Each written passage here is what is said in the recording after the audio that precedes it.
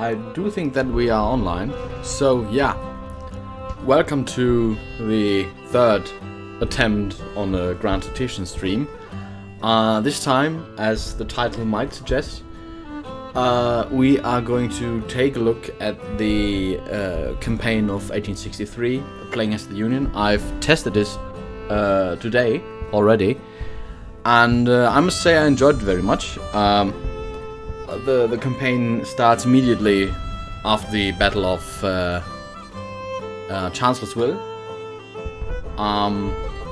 and so you can basically go right at it.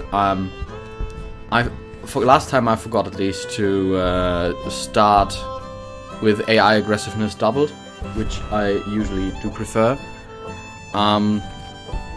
As usual, if the sound is too loud or too silent, or whether I'm not loud enough, just tell me.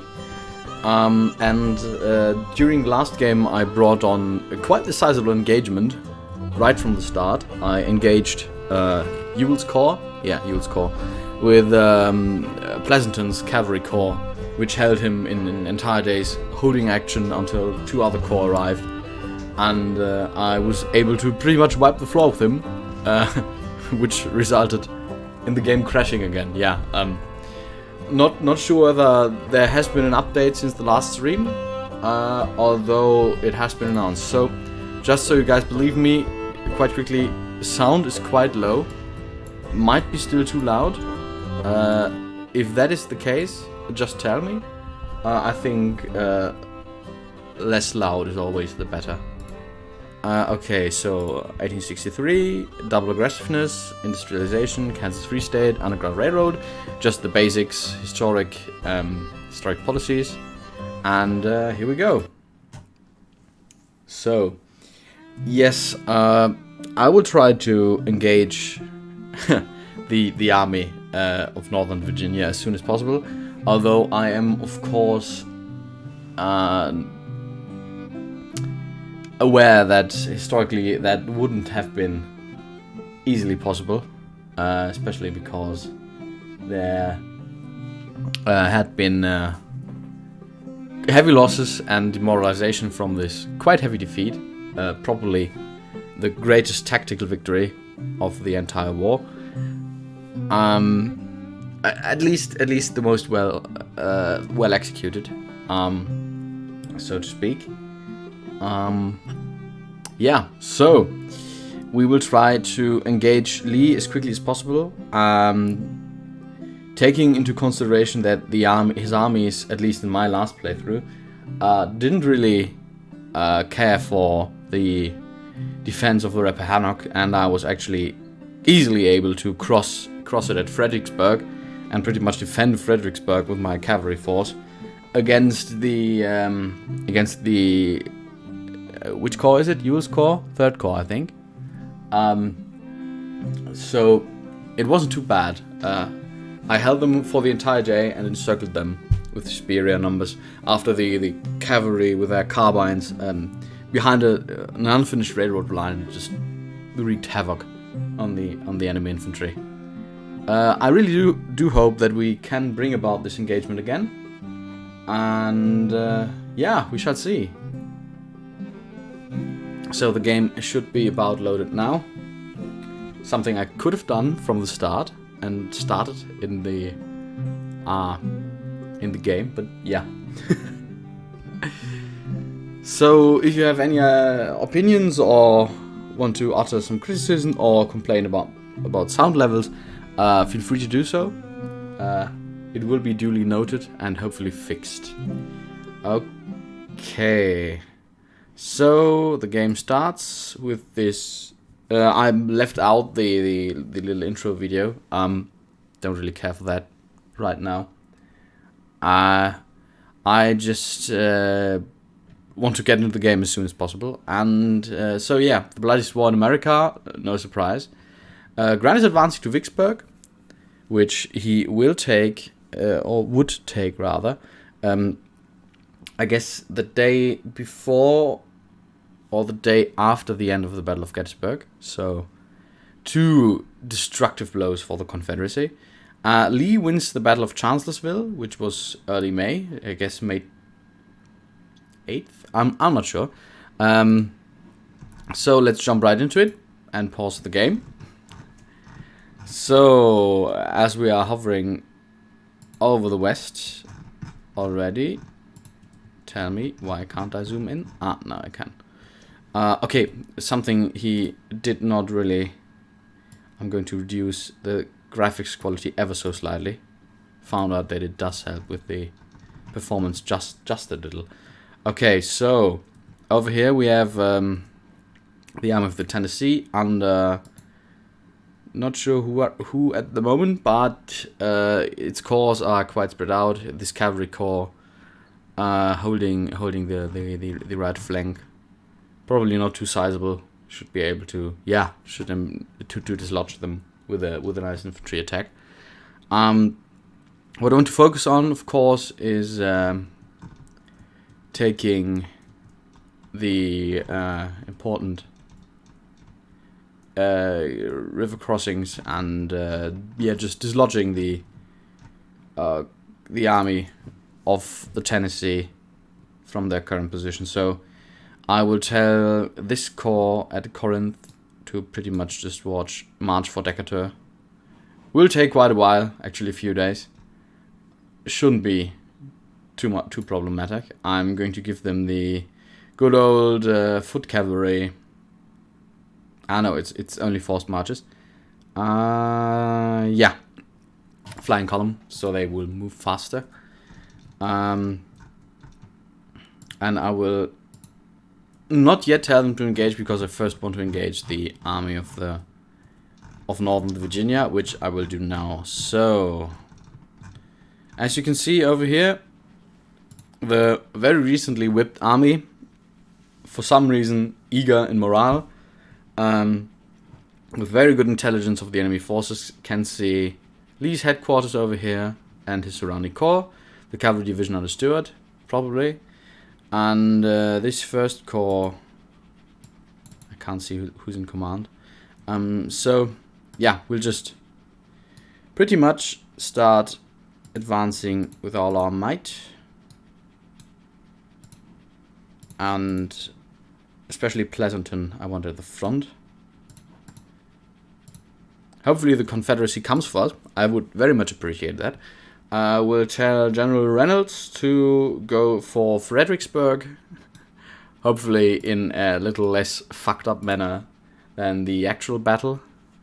We shall see. Okay, Reynolds doesn't want to, for obvious reasons. So let's just tell him to get in front of the crossing over here. And yeah, Dan the man sickles. Yeah, let's just use them. Let them use the. Yeah, this is it. So they won't use the preferred railroads. Fighting Joe, who would hate me for calling him by that name. And Hancock is just going to march over here without railroads. Okay, he's still preferring to take that road. Okay, I will advance the 8th Corps on General Schenck a little. Just so we can see whether there's any movement over here, any forces stationed over here. Taking a short look at the OOB of the army, so this is going to take a while. We will be able to see that this army is sizable and well equipped, actually. Lots of Springfields and Enfields. The Army of the Potomac over here, as you can see, doesn't even fit on one screen.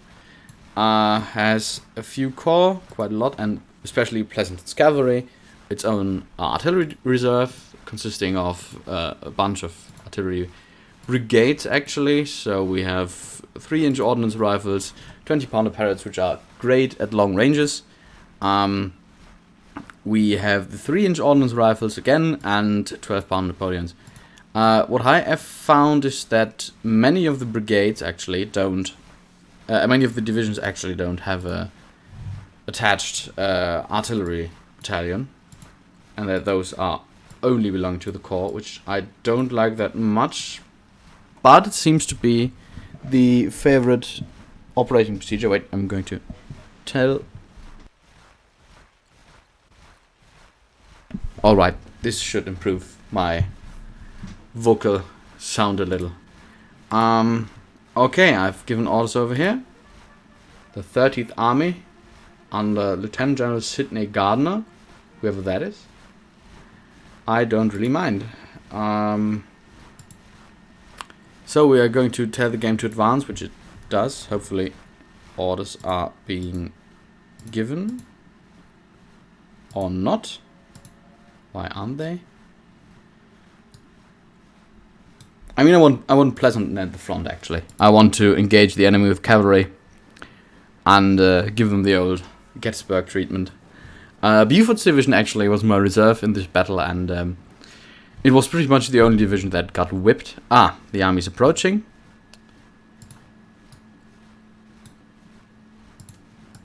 Maybe we will be able to fight them on the Fredericksburg battlefield. Okay, everyone's approaching. Great. Okay, let's give some orders for Grant as well, just for good measure. Kentucky is fully under our control again, with some sizable forces over here in defense, which I will probably order this corps to march down here. And the army of East Tennessee, still Kirby Smith, I believe, is just going to chill in Knoxville, probably getting cut off soon. They are on very offensive, so I'm pretty certain they might even attack me over here, which I would enjoy, since I'm quite well fortified at the moment. And we should be able to give them quite pounding. Okay, second corps. Oh, okay. So this time it's going to be the battle in Tennessee first, with the Army of the Mississippi engaging one corps. The 13th Corps, actually, which is fine by me, commanded by McClernand. Probably supported by General McPherson. And hopefully we will get the Corps of Sherman as well, so we can burn down some rebel stuff. Okay, here we go. Battle of New Orleans. I'm interested in what kind of battlefield we'll get over here. Hopefully not Shiloh. Shiloh's a mess. 20,000 men seems like a rather optimistic outlook on an attack, especially because we field so many more. Hopefully it will stay that way. The road to glory cannot be followed with much baggage. Oh well. If you told me that this quote was from Adolf Hitler, I would have believed you.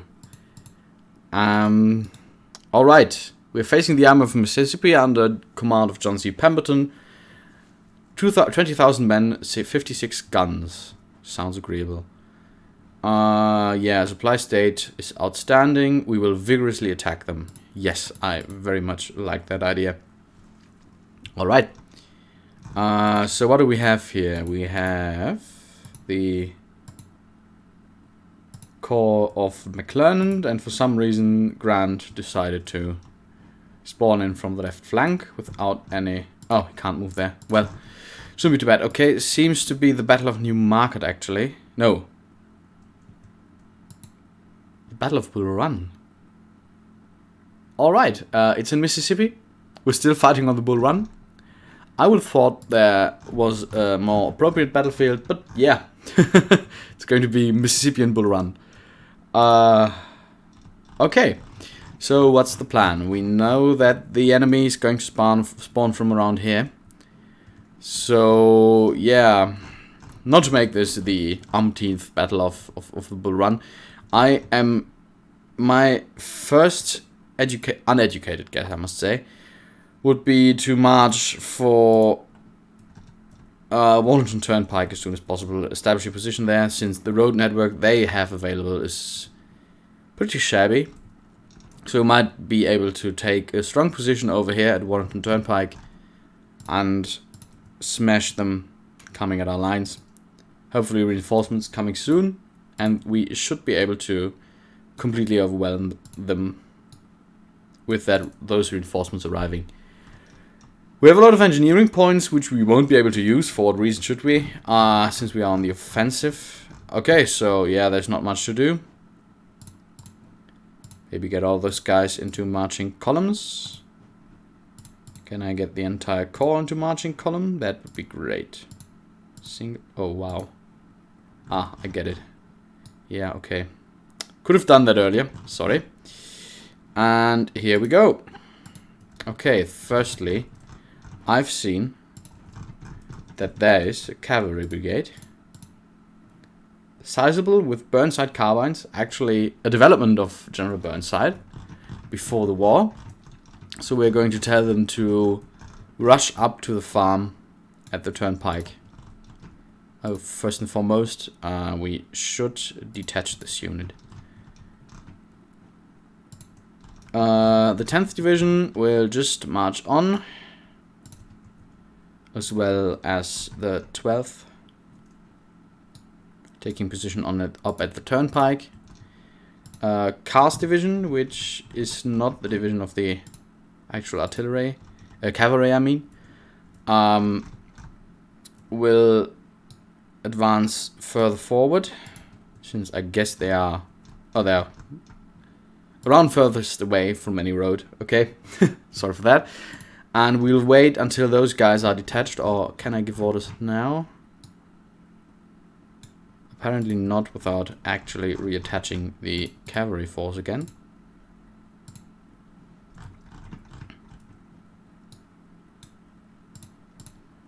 Okay. So orders should be quite quick.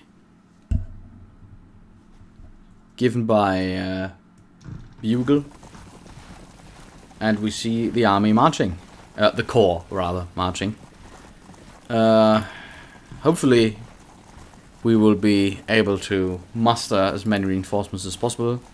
As fast as possible. So, Grant's army advances. Grant, hopefully, on the way towards his troops. Yes, there he is. General Grant. Probably the best commander we have. We shall see. This courier or cavalryman is a little confused. Fine by me. Hopefully these guys are, after all, detached. They are cut off. Yeah, they are supposed to be, pretty much. In case you worry about the sound, just tell me. I'm going to speed this up. It's early in the morning. So this battle can last quite a while. So... okay, we've taken the turnpike. And it's a cloudy morning, so visibility probably is not too great. Yeah. This might not be a great idea, especially because of the conflicting and confusing orders the cavalry actually has. Now they apparently are detached, I think. So we are going to tell them to dismount, take up position behind this fence. Actually, move them forward towards the road.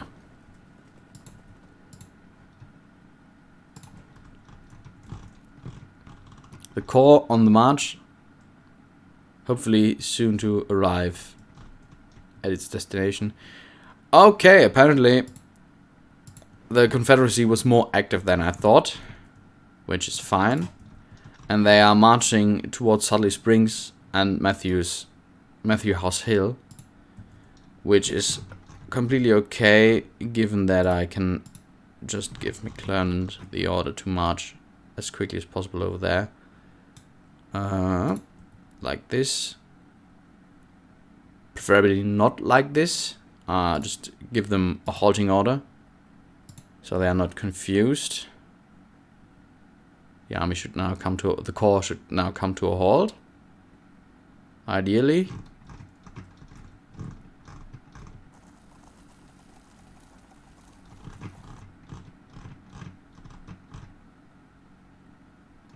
Okay, apparently they are happy about the new course and just going there anyways.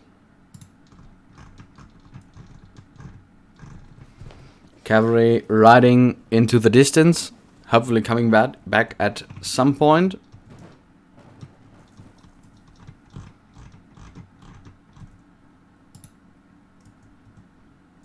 Okay, now McClellan is on the march, and now he's stopped. Now we can give him the new orders, which will take an unfortunate while.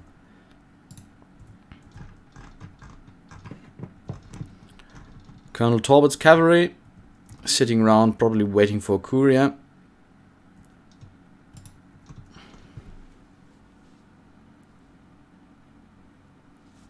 The army still getting orders. Hopefully it will move soon, because I want to, of course, cross the Bull Run as fast as possible without any rebels defending the other side. Because I've fought quite a lot of battles at Stonebridge with mixed results when I was on the attack. At least it was quite bloody. Okay, so the 1st Brigade under General Lee. Okay. Second of confusion for me. On the march over the bridge, as the vanguard of the corps, we have taken the fort.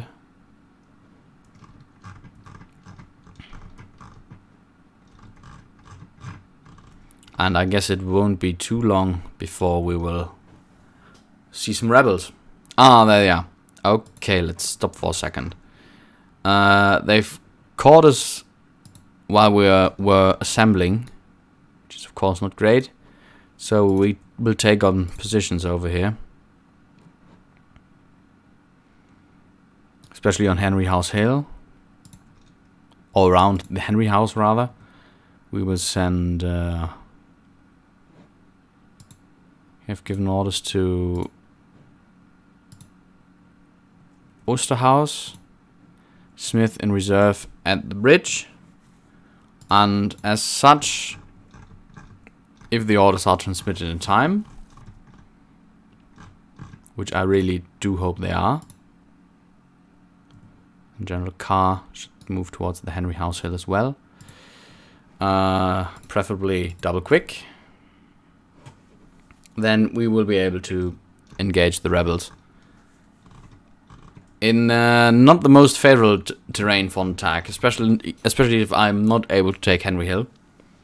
But it seems the Confederate brigades have taken up defensive positions behind fences, which is also not great, but at least not in range of the fort itself, which will do quite well channeling my forces. Since it's early in the morning and I'm the one waiting for reinforcements, I would be happy to just concentrate on bombarding them for a while, see how they react, and then assail them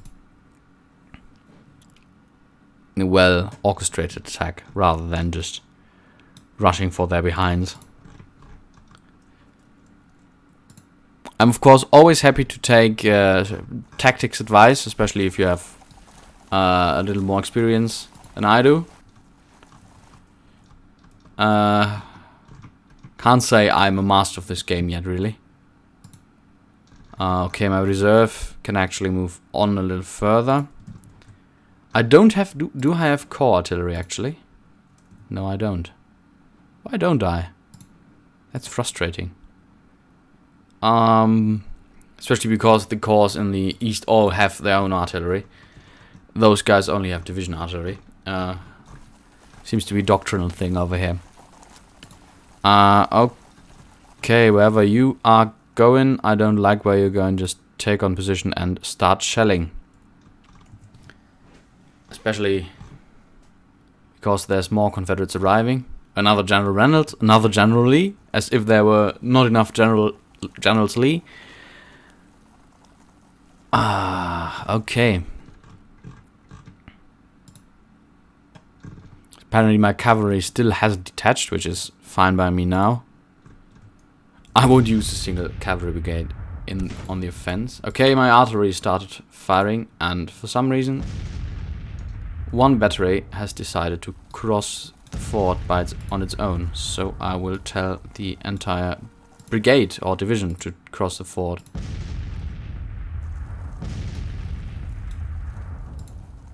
Or at least take cover behind the creek.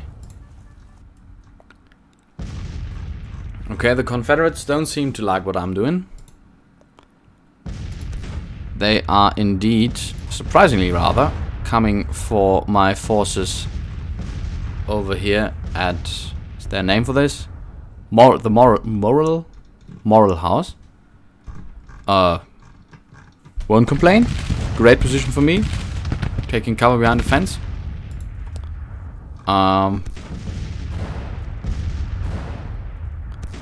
Okay, my artillery is now really going at it. Let's use those fences for cover in case they want to attack, which I don't think they will. It's not like flexibility is this AI's greatest strength. Those skirmishes probably getting annihilated pretty quickly. Big question is, they've attacked me where they have an open flank. They do, but they suffer from. But I would have to cross the creek and go up the Stonehouse Hill, which is of course not what I want, not at all. Would be quite the bloody affair. Those skirmishes, yeah, those skirmishes are just taking hits. Close range artillery fire. Hopefully not losing too many guns. I don't really want to charge them. I have my reserve over here, which is not the worst point for them. Okay, now there's rebel skirmishers attacking my forces over here. Let's tell them to engage at long range as soon as they come close. Not sure whether they are firing yet. Yes, they are, which is not great, especially because they are firing downhill. Tell you what, I'm going to move those two brigades in flanking support. If they want to attack there, they are of course always invited to. The AI doesn't seem to be too sure about what to do. Those processes with the AI always take some time, which I like, which is a feature in my eyes rather than a bug. Yeah. So I will tell my reserve to march on to the assistance of this force, which I will tell, since it has the absolutely great position, I'm going to tell them to go forward on the attack. Since they are not attacked, of course. I usually wouldn't say I want to give up this position, but these 4 brigades and this artillery force, I'm going to detach them actually. I want to keep them right where they are. Yeah, AI doing stupid things. Told them to get in cover behind the creek. They stopped to start firing. Not what I intended them to do. But apparently my fire is starting to take casualties, while these forces are not too heavily engaged, only taking 5 casualties yet. Come on. You better get into that creek cover. It's going to save a lot of blood, actually. The Confederates have some bonus. I outflanked. And these are also outflanked. Why is this red and this not? Okay, I don't mind. All I mind is that you actually use your firepower towards the front. Having fence cover, having some 3-inch ordnance at short range, which is not what they are made for.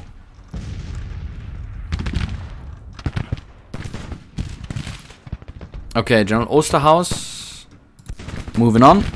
Moving up. All his forces. While the reserve, which is hopefully going to exploit whatever success I manage to achieve with this flanking attack. Okay, you left... No, you're in fence cover. So I will tell you, since the enemy is quite close, I will tell all of you guys to lay down. Which will reduce the rate of fire, which is not too great, but also reduce casualties enormously.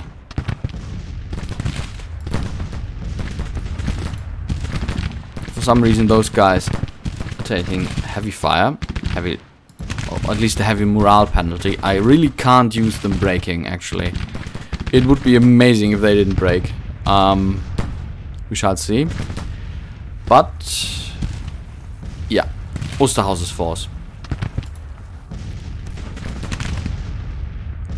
The new map packs, yeah, hi Mr. No Name again.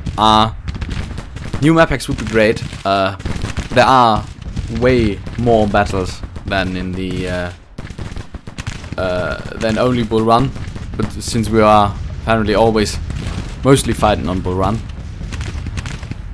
Ah, God, these guys, they are actually breaking. This is terrible. I don't know why they would be. I'm going to tell them to fall back. I mean, they are actually veteran troops, I think. It's at least not their first battle.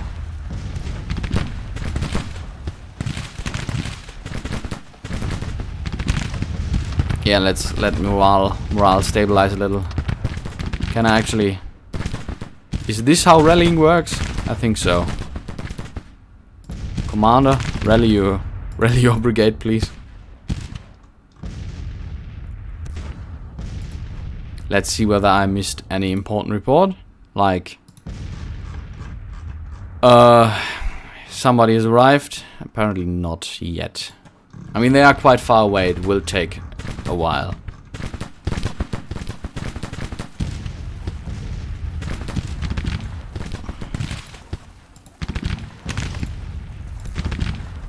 With this new situation developing, I think the reserve force actually has to engage as quickly as possible.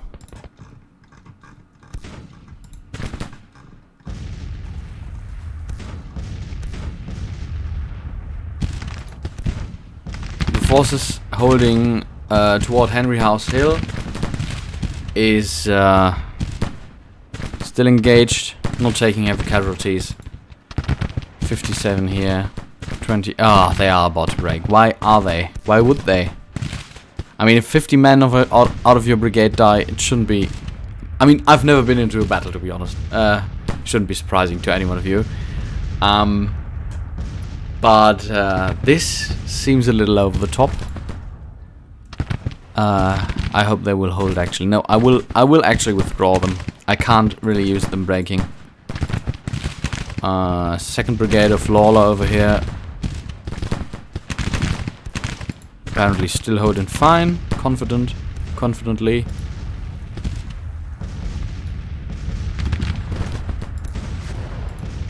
Oh yeah, this is hopefully going to be one of the greatest games ever made. I'm rather confident it will be. I really hope it will be. Now they are detached or what? So, okay. I'm actually going to send the cavalry over here. And please detach, for God's sake. It shouldn't be too hard.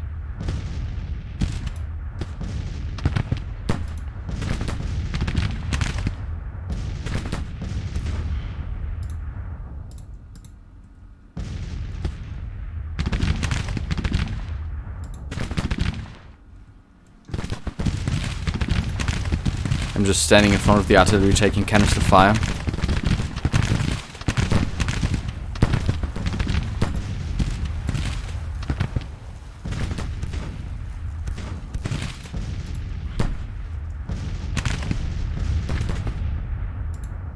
I mean, I do believe that the Confederates are actually hurting quite heavily. At least they should be. Yeah. Taken already more than double my casualties. At least that's my estimate. Or my commander's estimate. Okay, here's the cavalry. Panicked brigade of Colonel Slack running around. Okay, dismount, get your cavalry behind the fences, and just start shooting some rebels. Okay, you are ripe for falling back as well. So should you. Are they going to lose their guns crossing the creek? I've had this before. They are not. Awesome. You are fleeing towards the enemy, which is of course commendable. Absolutely commendable. And now you're probably going to surrender.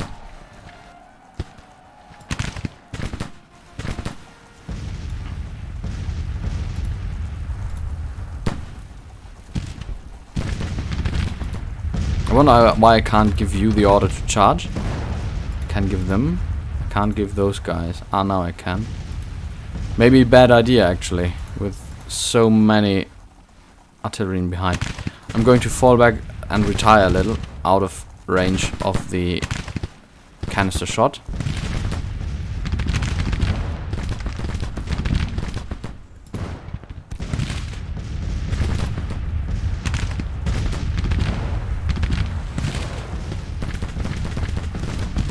Still no sign of any damned reinforcement.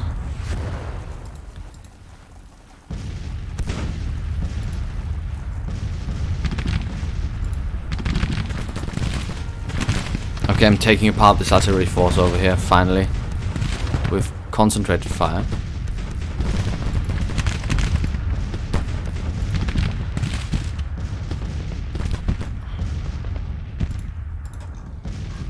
They are approaching towards my strongest position, behind these creeks. This creek, rather. Man, those brigades must really take a beating.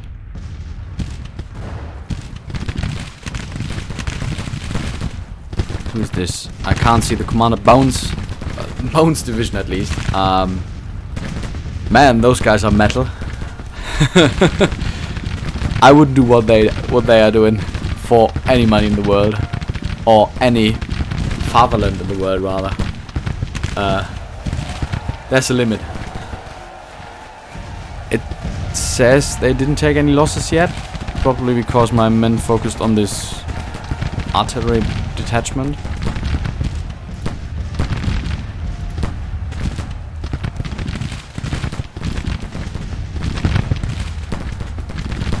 Okay, now we're going to charge these batteries. Most of the rebel infantry has been committed.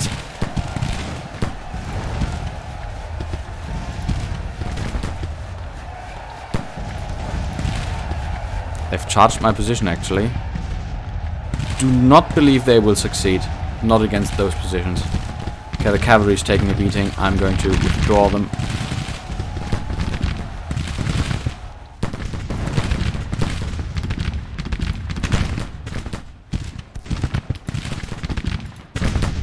And I'm going to keep up the pressure on the rebel flanks.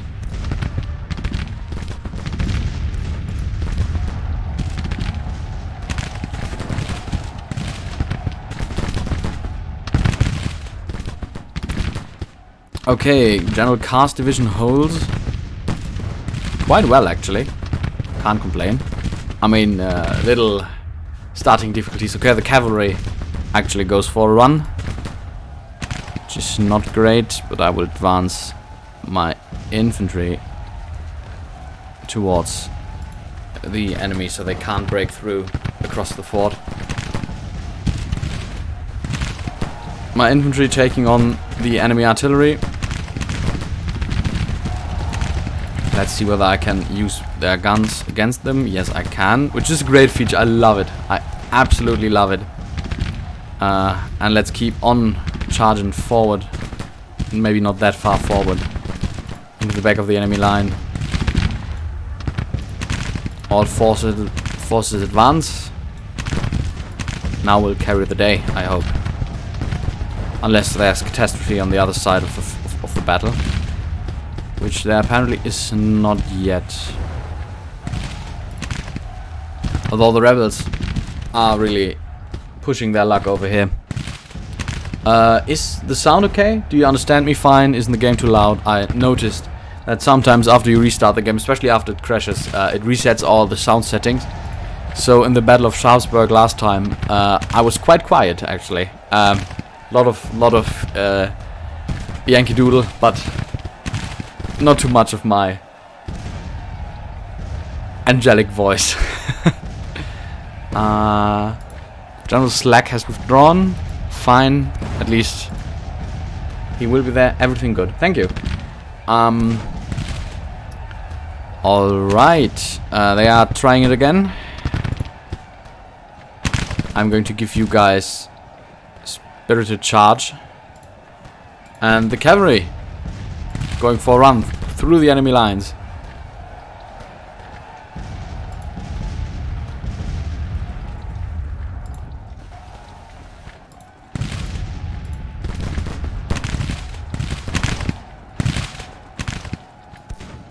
I want to actually give them the charge order over here, hoping that they will actually join this melee battle over here, which they are apparently not wanting to. Who can really blame them?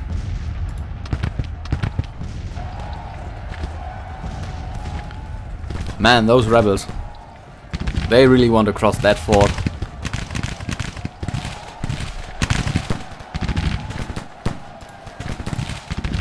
But the glorious Army of the Tennessee is not going to let them. Okay, let's crank up the speed a little before we actually bog down doing one battle again. I really don't like that. I actually want to engage Bloody Lee and Ewell and oh wow, that went faster than was expected. So, major federal victory: 3,300 dead or wounded or captured Confederates, with only 1,500 dead Federals.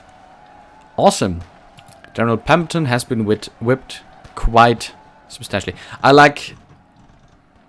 Is it a new feature or is it a bug that there's no... not this fancy reenacted overlay? I haven't really witnessed any updates, at least starting the game today. I've been rather busy wandering in the Bavarian forest, hiking actually. It's the word is hiking. Weather sucked, in case you want to ask. We've been soaked oh so many times. Yeah. So tomorrow I'll be gone again. I'll be gone to Vienna for 2 days, but the week after that I will be ready again and we will go and stream this wonderful game, which I hope there will be many more updates. Okay, first 40 minutes, one battle. Not the worst quota we had in those streams.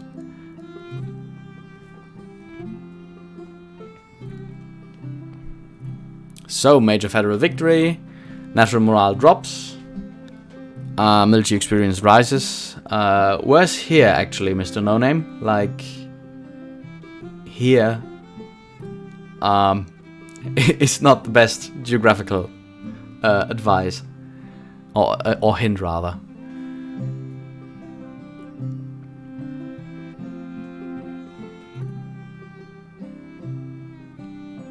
So loading screen should be about to finish up. In case you don't know about this game, came out at the end of last month, I have to say now. So the 21st of August it went into early access. Full release, or rather it will be feature complete by the end of this year. Northeast England. Alright, I've been to Blackpool once. That's the only time I've ever been to England actually. Continuing this game is, I hope, going to be a masterpiece. And I already enjoyed oh so much. Okay, Army of the Mississippi in contact with our 13th Corps. You guys are really not getting a rest today, are you? I'm going to give you hospitals. I love the hospital. I think hospitals are the best way to win a battle. So I'm not really sure how time passes if you fight a battle, but it would be great. So if you fight 2 battles simultaneously, that you will be able to actually continue toward. So the next time the reinforcement will be back. Okay, so let's hope this battle is going to be a little bit more interesting than just marching right into their behinds again. Lieutenant General Pemberton again. Apparently he hasn't had enough yet, so we are going to whip him again, which is not what I want to.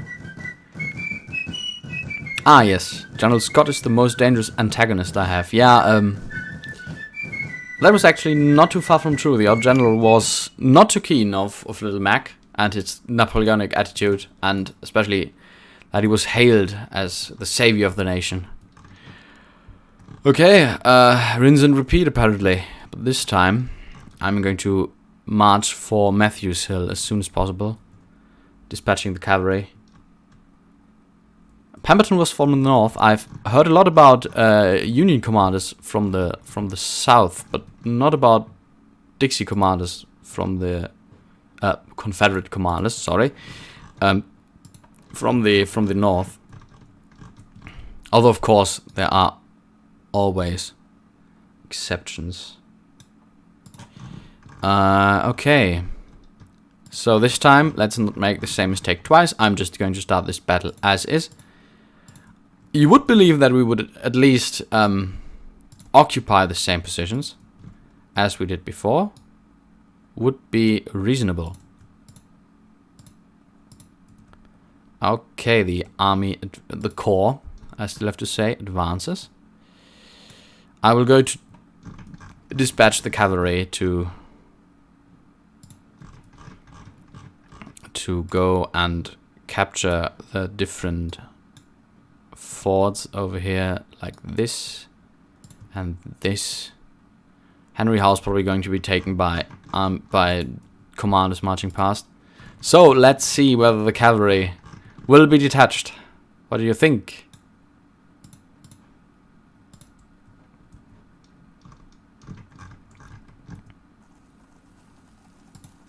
Looks like it has been. Amazing. Maybe not.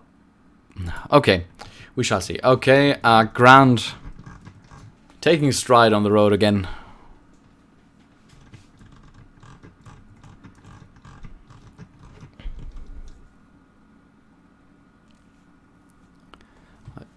I mean, after this battle, I will probably treat McClernand to some reinforcements for his deeds. Maybe give him his own artillery sub-command, maybe like a heavy battery of 20-pounders, which sounds like a nice gesture to me, and wouldn't be too useless. So, Colonel Talbot, maybe a little bit better performance this time. The rebels are advancing towards the Sudley Church, but this time I'm prepared.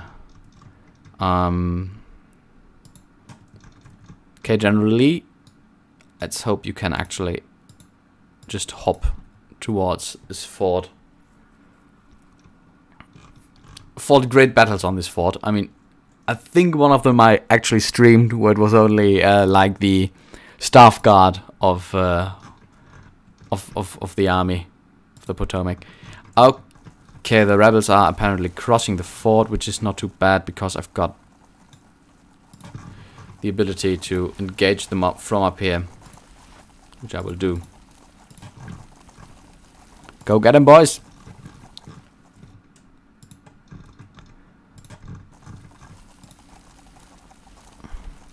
And this should supposed to be an unfinished railroad, I think. I will tell General Lee to pretty much just rush past anyone else and get towards the fort. Apparently you are satisfied with where you are, which is probably what I've told you. first firing with skirmishers from Cockrell's brigade, which are taking losses apparently from the disciplined fire of Timoney's 2nd brigade, which it has not seen too much action last time. Okay, General Talbot's cavalry. I'm going to send them towards Poplar Ford, actually. Hold them. Tell them to go there.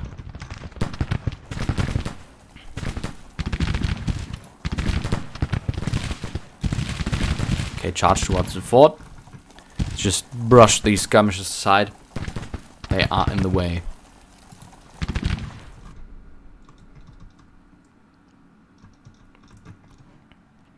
Let's speed this up.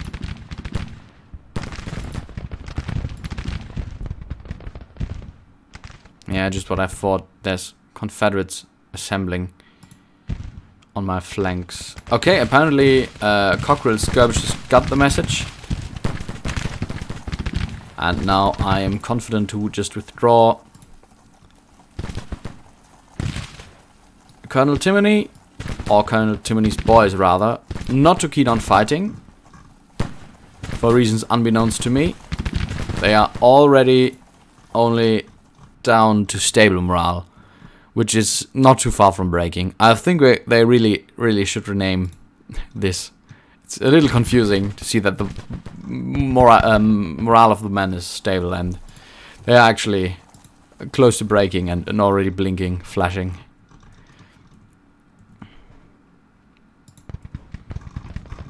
Okay, we've prevented the Confederates from crossing the ford in their first attempt.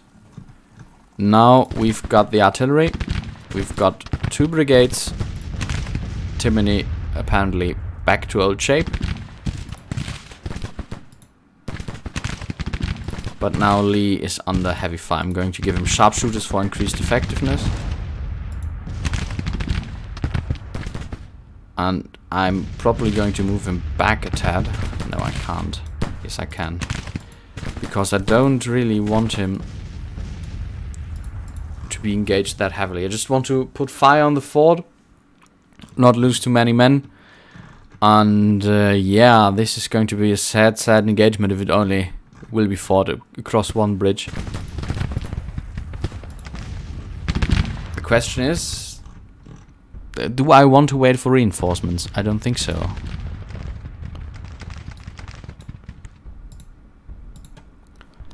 Because this might be a long tug of war at this fort, especially if one of my divisions properly can stop the entire corps quite handily. I'm going to speed this up and hope that the enemy will retreat or exhaust himself. A little confusing that the battle started at 3 o'clock again. I hope this is not another bug and we're going to be stuck in a loop, which would be terrible, because we would have to start over again. Maybe turn down the Confederate aggressiveness, because as I said, my goal is to engage and defeat Lee, which sounds a little overly ambitious, but I'm confident that I might actually manage. Okay, let's get another brigade down here. And another one.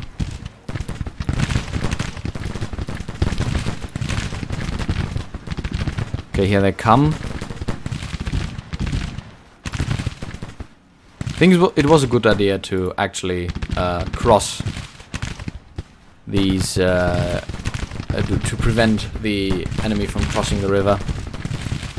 With, yeah, heavy casualties in Lee's brigade, but what can you do?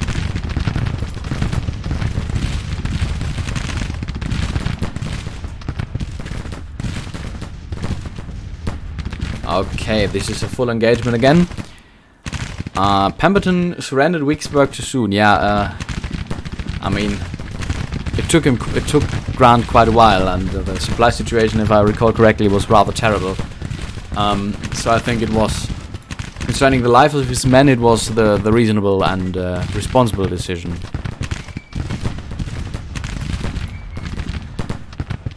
Okay, let's crank up the speed. This is not the battle of much tactics. It's rather one of how many losses are they willing to take before they break. Which is the game the Union wants to play. If this game is anything near historically accurate, at least in the grand scheme of things, this is exactly the game we want to play.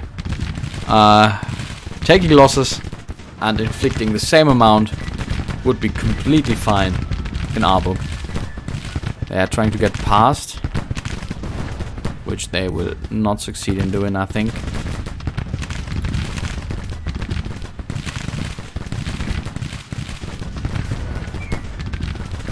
I'm waiting for the glorious rebel counter charges.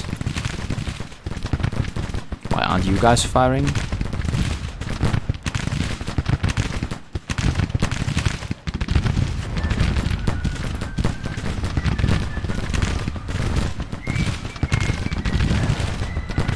First brigade's breaking. Actually, it was the first brigade. Carter's losing men. Morale is confident with no casualties. Okay.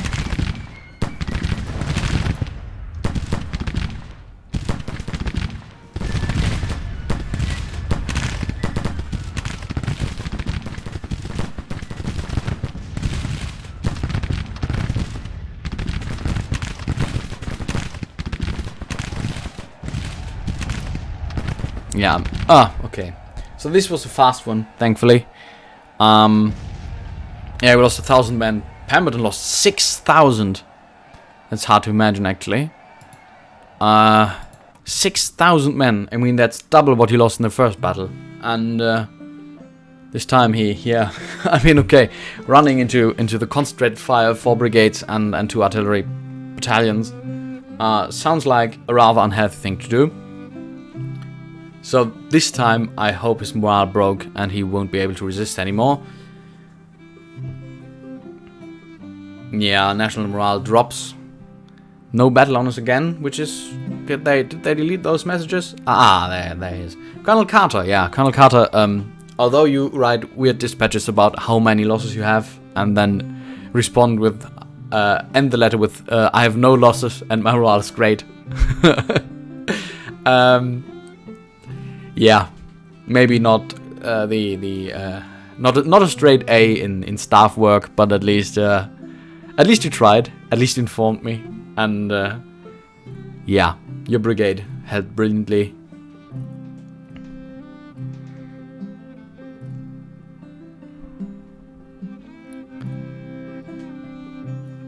So this should be the end of Pemberton's corps as an organized fighting force, I hope. Unless we ran into a bug and we will have to kill them to the very last man, which is not what I prefer, but I'd go there. Maybe not in a stream, but to save a safe game, yeah, possibly, probably even.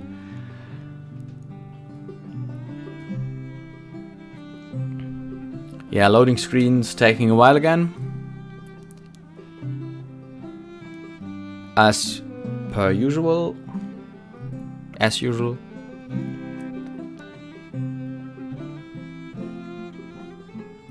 Here we go. Should be fine by now. All the game crashes, which is of course always an option. No, it doesn't. Glorious victory at New Orleans. This is not New Orleans, but fine. Army of the Mississippi fleeing in panic. Colonel Carter becomes a national hero. Captain McCook loses face. Whoever that is. Alright. Apparently, the first corps, or the Pemberton's corps, has been defeated, and we will be able to continue our advance towards Vicksburg and the Vicksburg defenses. Okay, Grant. Here we go. Here we go. Go get him. So, the more concerning situation is the grand push towards Washington by the Confederacy.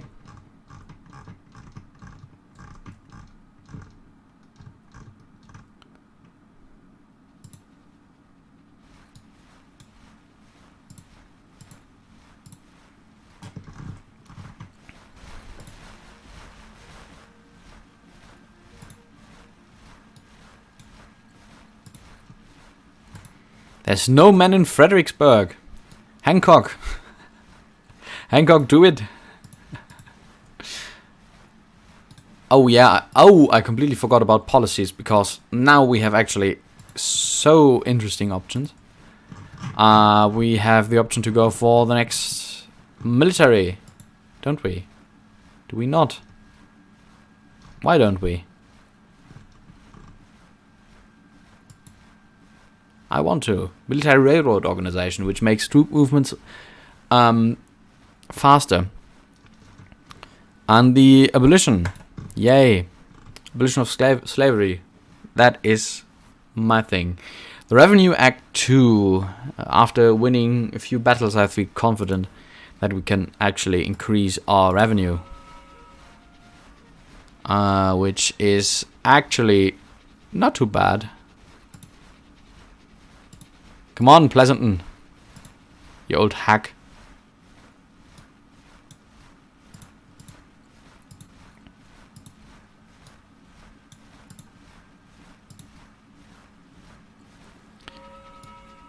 Brave old General Sedgwick. I'm just going to tell them to move forward. It's a little bit confusing why they are sometimes not complicit to orders. But now we might see Pleasanton actually engaging. No, come back, you muppets.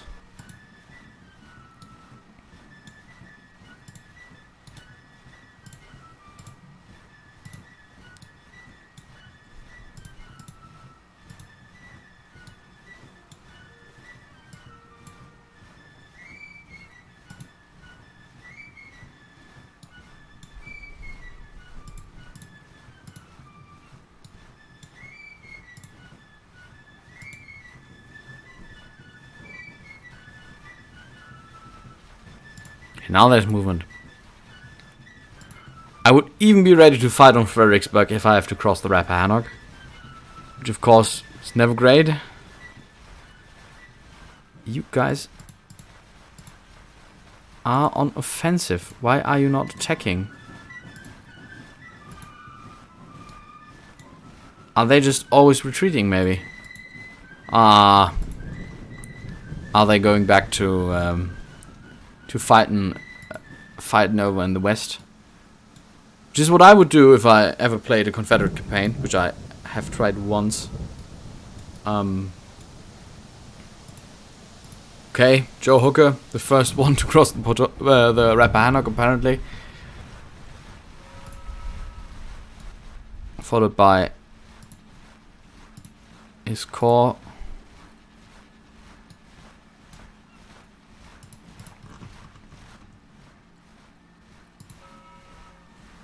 Okay, we have might have a problem if good old General Schenck meets the entire army of Virginia, which shouldn't actually be possible. I mean, in that case, Richmond would be completely open. I forgot. I did want to actually reward my faithful General McClernand for his 2 great victories, but I'm afraid the game crashes now. Let's see. No, it doesn't. How refreshing. Army for Tennessee, General McClernand over here. Yeah, I'm definitely going to give you a lot of tasty guns. From what's close? The Kentuckians, they like us. Yeah, who likes us most actually? I can't sort. Oh, that's sad. Some Kentuckians. Iowa might be a better call, although Iowa's away. What about Illinois? I maybe take all the enemy states, the rule states. Illinois, Ohio. Let's take American geography. I'm just going to take some Kentucky boys. Give them the fanciest uniforms I can think of. Red and blue. Although I will probably mix them up with Confederates, so Yeah, that look. This is even more like. I'm going to go with this. And I'm going to equip them with state-of-the-art guns, actually. The game... caught itself. Great. So, not the puny 12-pounders. No, no, no, no. Only the best for my boys. Why can't I? Why can't I research guns, by the way? Okay, it's going to be 12-pounders. I'm sorry. But not researched. Why aren't they researched? I don't know. Maybe it's not fully implemented yet. I'm going to check something real quick. I'm going to exit the game back into the main menu, which usually works without crashing.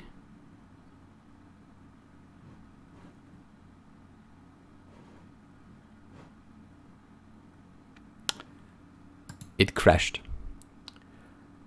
And this is obviously going to delete the campaign again. Oh, it isn't. Woo, continue. Oh, wow. Nice.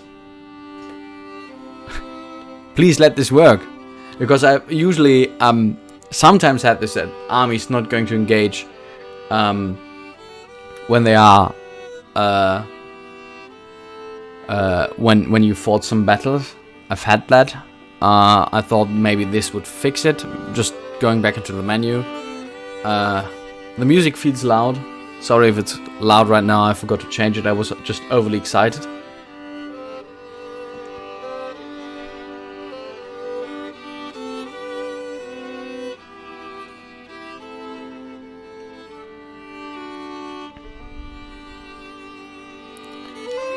This, to me, appears like scene from the Peninsula campaign, maybe.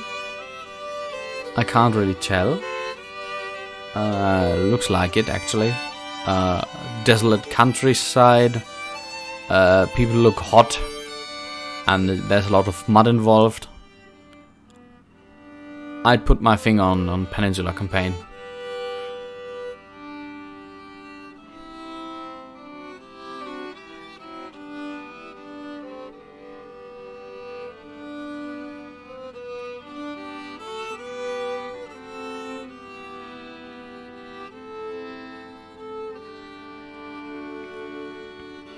So let's hope he actually loads the game, which he apparently does. Awesome. I mean, maybe it's my PC. It always could be my PC. It's a little dated by now. Battle of Pickering. Alright. We've taken Fort Pickering, apparently. Nice to hear. Let's check the audio options. Still on low, so if it's not loud enough, just tell me. And over in the north, where are we actually? We are still across the Rappahannock. And our forces are still on the march.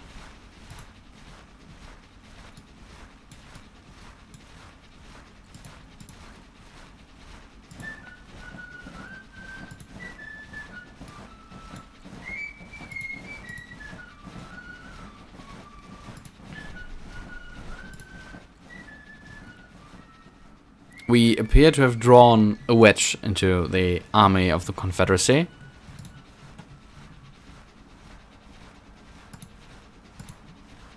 No, I don't want them to attach to anyone. Yeah, well, do it then.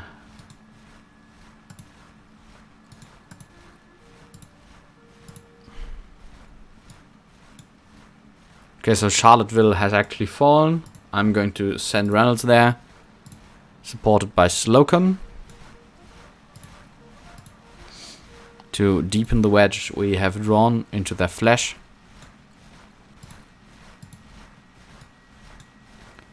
You guys just go for it.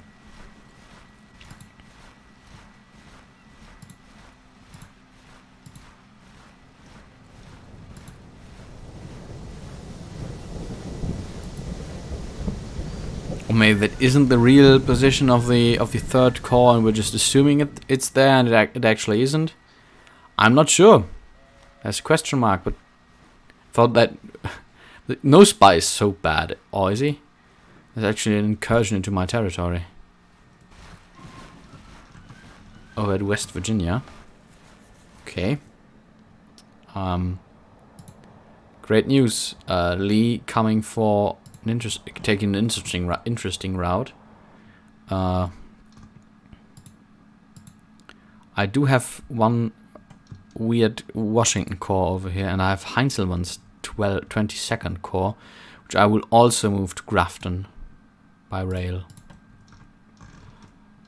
I mean, I wouldn't be opposed to taking Richmond at the moment, actually. But apparently, every Confederate force I meet is just bouncing back immediately.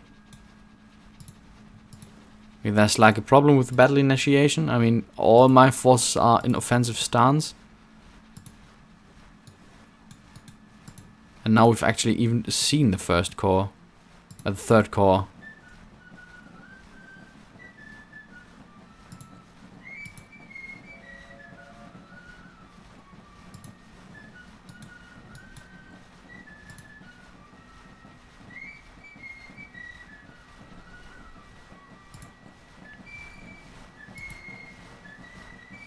And this can't be. They are... Ah, okay, so they are marching past my camp. You said one of them too defensive, maybe? I don't know what's happening here, and I'm quite pissed.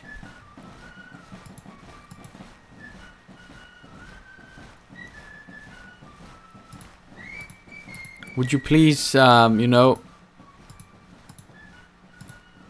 attack this force? That'd be great. I mean...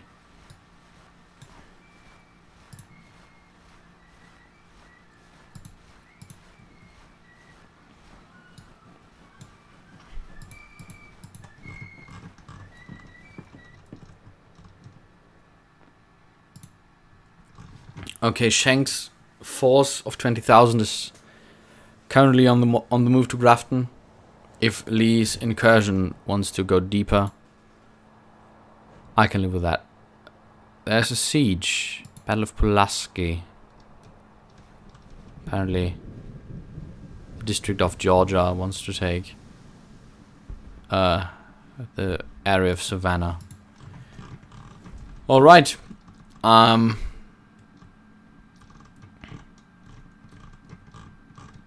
This is so annoying. I want to fight, damn it.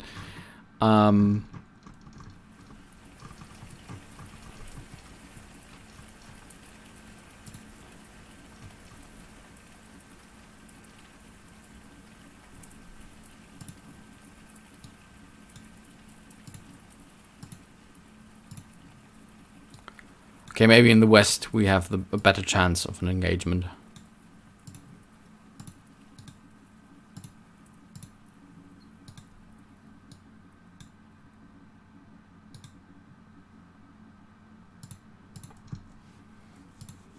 I'm with the Cumberland and the Rosecrans. Might shatter Van Dorn. Probably will shatter Van Dorn, actually. This is Tennessee.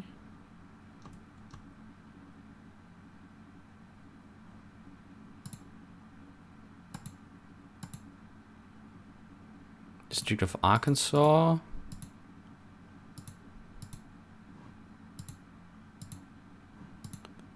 Where is... I'm a little confused. Depot.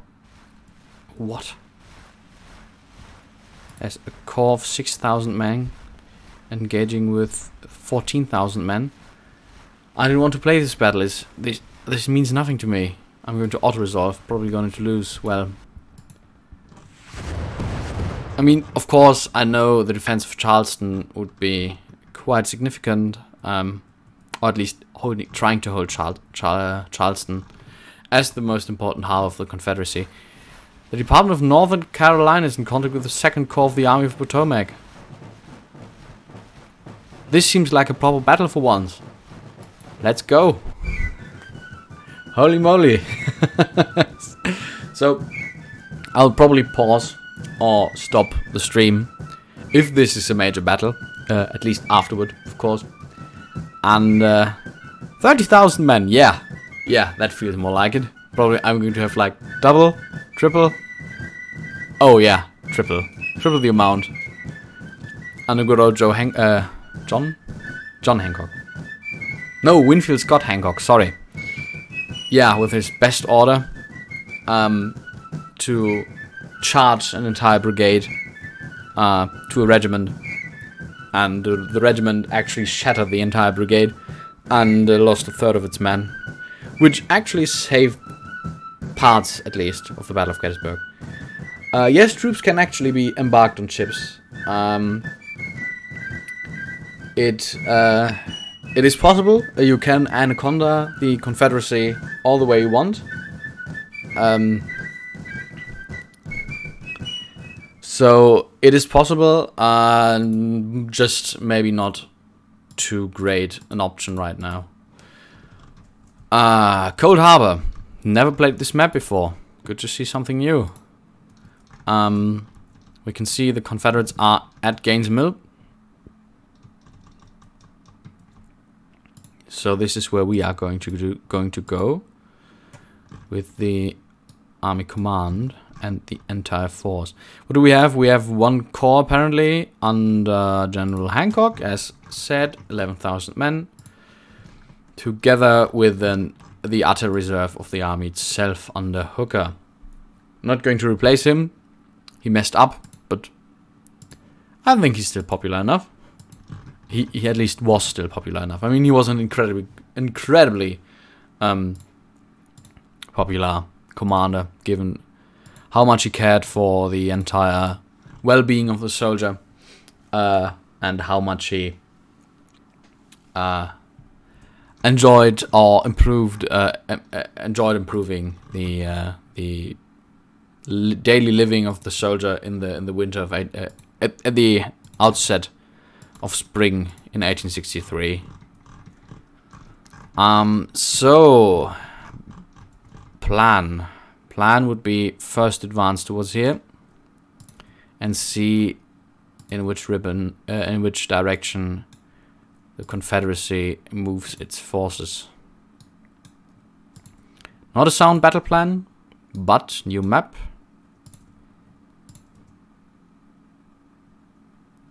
Yeah, I've read that too, about Hancock. Wasn't he wounded at Gettysburg? Quite severely, actually. I think so. Must say that this fact actually comes from me watching the Gettysburg movie, which is a good movie. I like it. Much better than its terrible prequel, Gods and Generals. It's just an abomination of a movie. Darkness has fallen. Troops are resupplied. Can I do something cool? Can I? Ooh, I can deploy them ever so slightly forward. And no reinforcements have arrived yet. This is disconcerting. Reynolds arrives. Where does Reynolds arrive?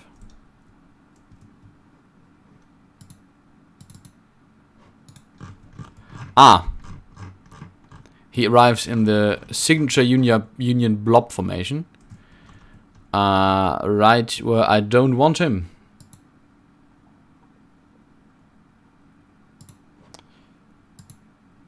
Can I actually just tell Reynolds to go here?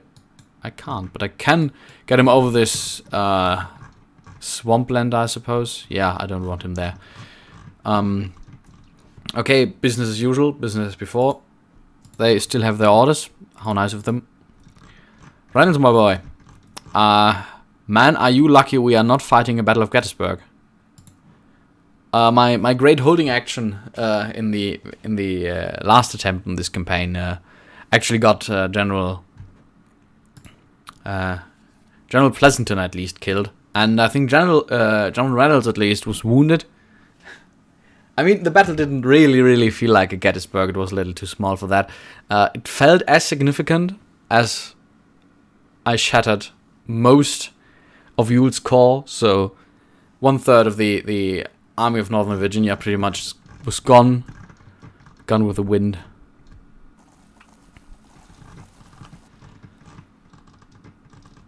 Alright, my artillery apparently likes some risks.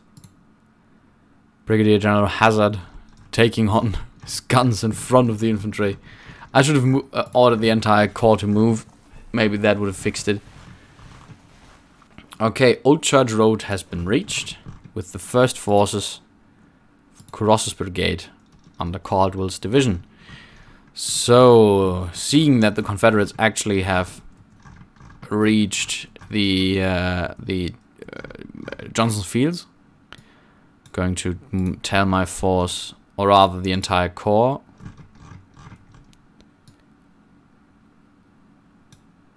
to move there.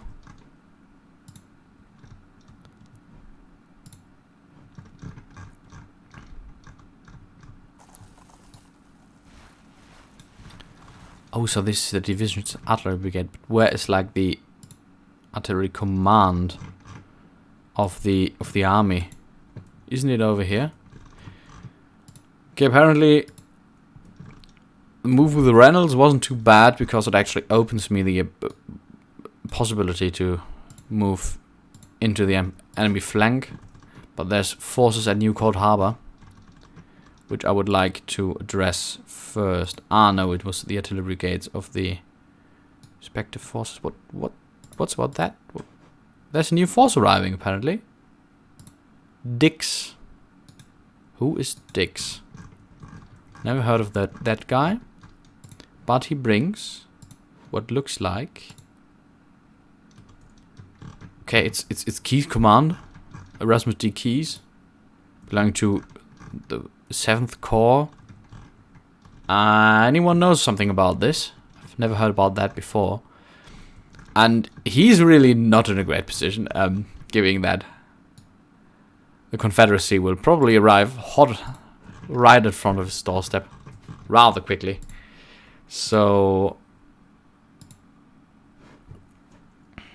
yeah, he's hopefully going to link up with Reynolds sooner rather than later. And Caldwell. Why does Caldwell not ring a bell? Ah, because Caldwell is actually the artillery reserve of the Army of the Potomac. And there's the enemy. Hooray. Okay, not bad. Not too bad. Let's just tell them to hold. Same with you. And you guns, just get in position here. Lots of 3 inches. We will be able to rip the enemy artillery. You are not close enough to my taste. And yeah, that's the artillery reserve for you. Just move them here.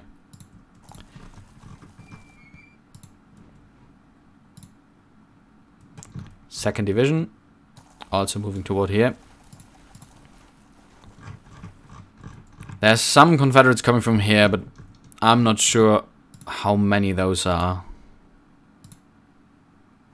Caldwell. Hayes Division. Hayes Division will be able to at least attempt to go for their behinds. The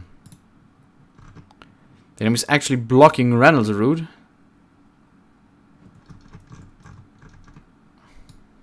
Tell me you just googled that. Especially if you're from England.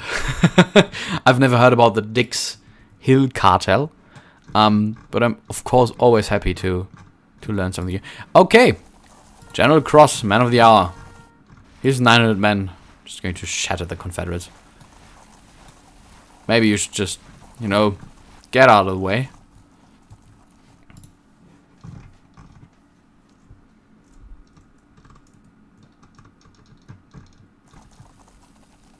Ah, really? Okay. That was something I've never heard before. Prisoner exchange. Yeah, that sounds reasonable. Ah, the Irish Brigade.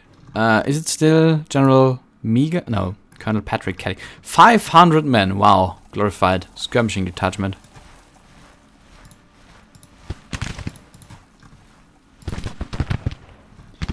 You guys are in the worst possible spot there is, actually. What are you doing? Where's Hooker? Why isn't Hooker giving any of my commands? And why is Reynolds just not giving a shit? Sometimes I don't get it. Sometimes they react so brilliantly. And it's not like Reynolds and Hancock and Hooker were like the worst commanders. The Iron Brigade is just, yeah.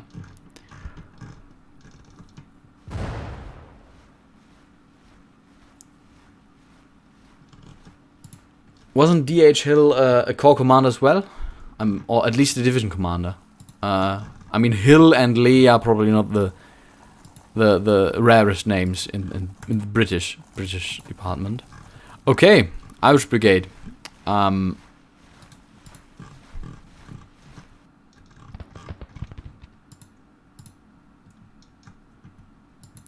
Man, Hooker, what are you doing? Why isn't the order apparently not reaching Wadsworth? Because the Iron Brigade is something I would very much like to keep. Ah, apparently I can. How nice of them.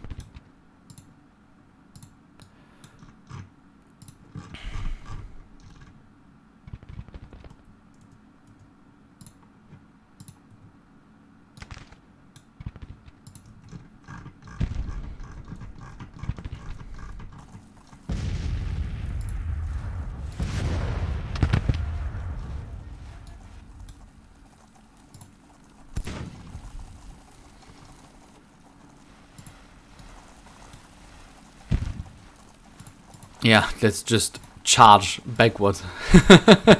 Sounds like a good idea.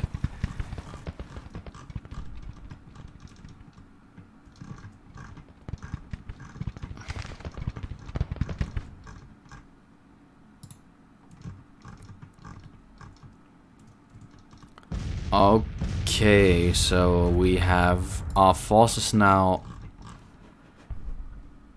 deployed so that we will be able to assault them from two directions, although one of them is of course across an open field where still many reinforcements are arriving.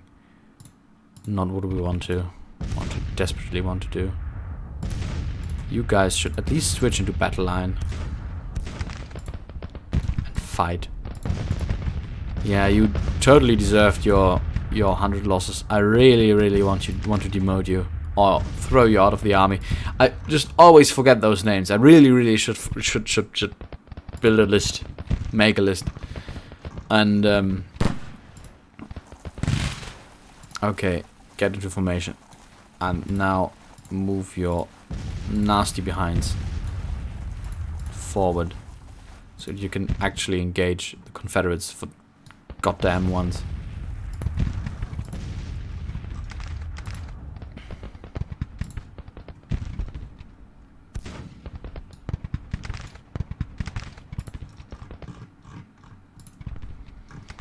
Abandoned Confederate positions over here.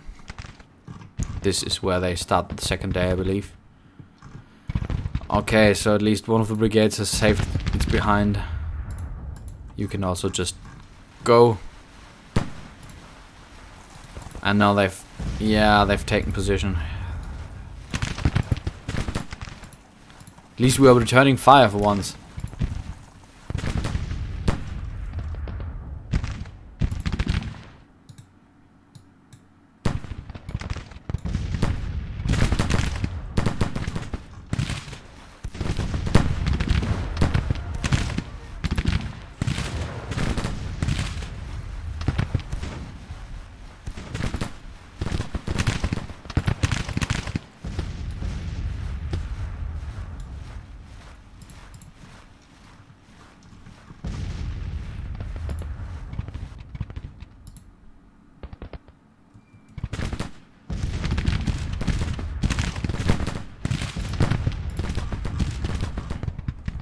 Okay, I will just try to attack the forces right in front of me as soon as possible and engage them, and then just detach like one brigade, one division maybe, to completely whip or no, sorry, bullshit, to defend against whatever comes with reinforcements and destroy them bit by bit,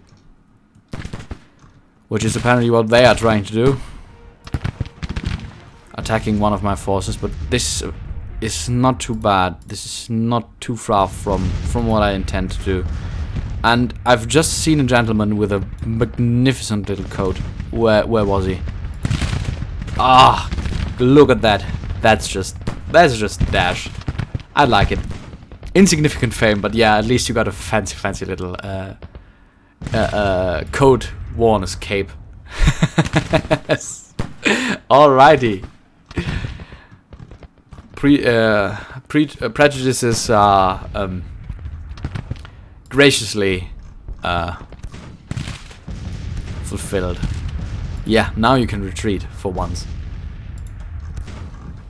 Okay, Zug is being attacked by quite the substantial Confederate brigade of almost 3,000 men.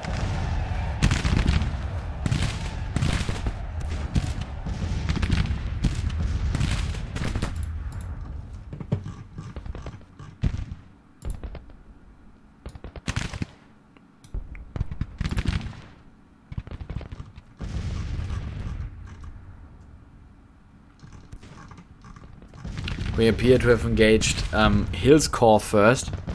Not sure whether it's only Hill's Corps or there are going to be more enemy forces. So more different enemy forces.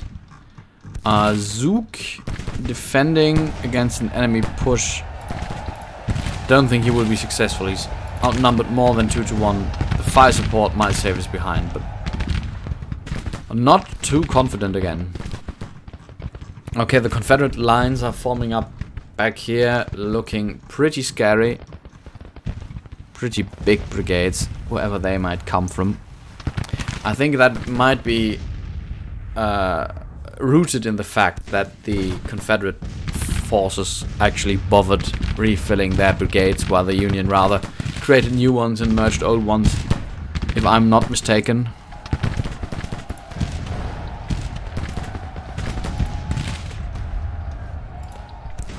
Irish Brigade, at least somewhere sensible now.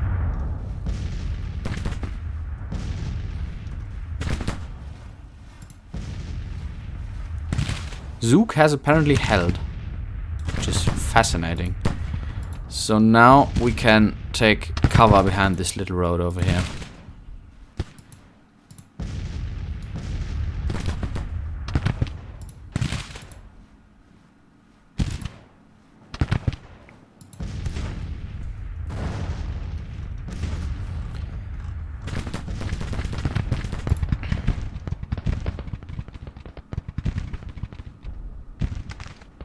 Yeah, that is something I would love. So it would be a little like Sid Meier's Gettysburg, so that you have like not the brigade only, but rather the entire all the regiments, especially with the for example the usual example, the Iron Brigade from I think Wisconsin and Ohio.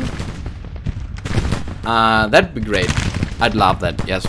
That'd be absolutely amazing. But yeah, I get where the developers are coming from. There's enough counters over here anyways. I mean, you wouldn't really need to make any extra counters for that, but yeah. I get where they're coming from when they say they really... well, if they'd say they really don't want to.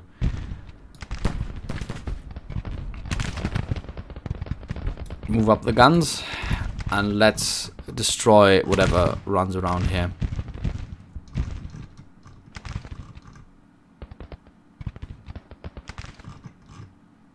Something brigade, probably an elite force.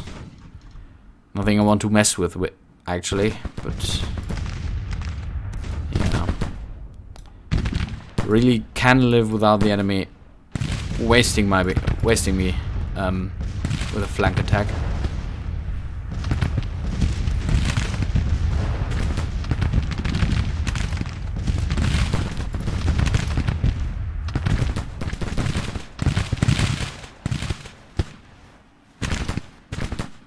Indiana, not Ohio, sorry. As I said, US geography. Really could and should improve that quite significantly.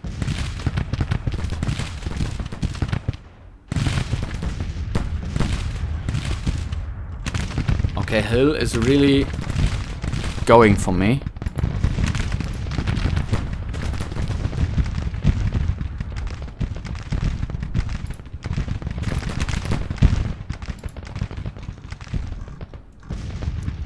Or at least moderately prepared for any of his flanking actions.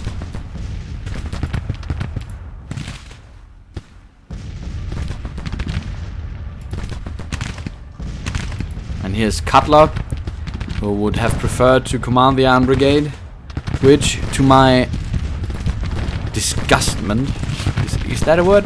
To my disgust, sorry, does not have black hats, something that really should be changed.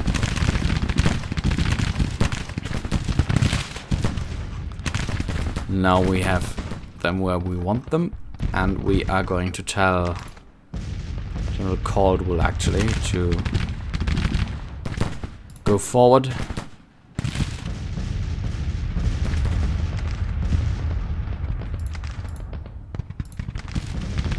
And put up a nice defensive line around here. I'm not too fond of surprises of this kind. So having like an entire division of the enemy in my back is not what I want to.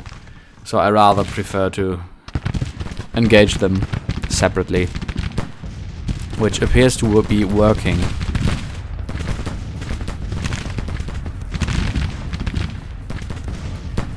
Okay, Iron Brigade and Cutlass Brigade tearing through this Confederate force.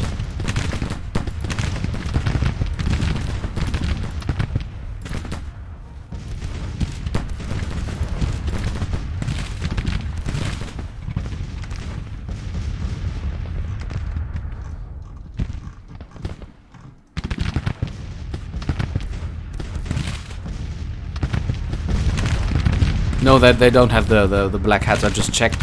So this would be the Iron Brigade, not the one that's about to break, although its command, of course, General Meredith.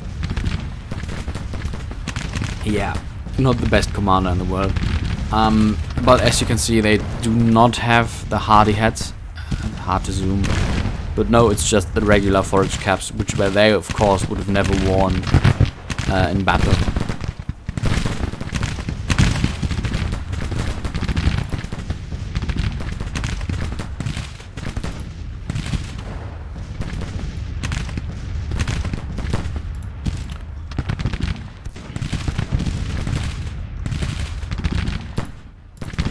They're really trying to come for us, which is not too bad. Able to engage them pretty significantly. Okay, I've been defeating the artillery. So the artillery of Hill's Corps has been defeated, so this is now going to be a turkey shoot. Just mowing down the infantry. I'm going to tell Lysander Cutlass boys to retreat, to fall back and advance General Paul. And now this Dick's Corps command is now just advancing to close the pocket indefinitely.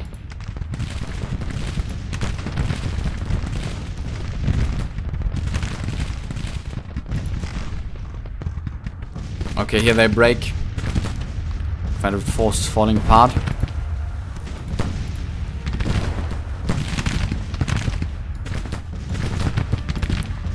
Let's give them cold steel, boys.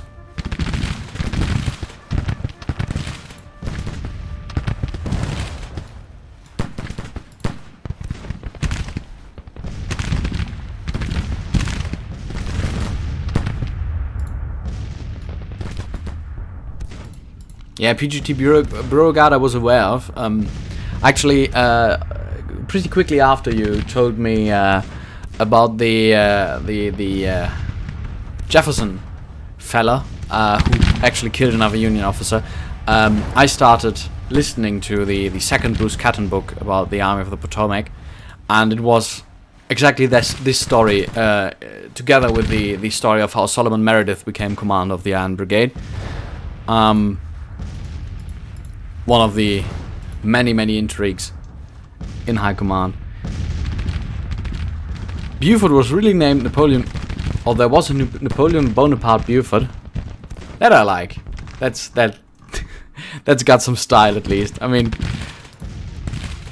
naming your kid Napoleon Bonaparte today would probably be weird, but back in the day, yeah, well, I get where he was coming from at least. Okay, taking on the enemy artillery. Iron Brigade, just not giving a fuck.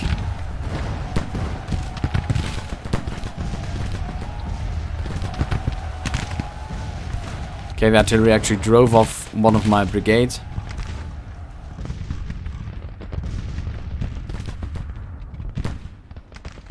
Ah, so he's the brother of this General Buford. Yeah, I remembered him not being named Napoleon Bonaparte, but rather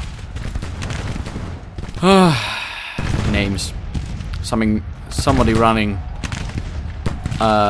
history podcast. My name memory isn't too great.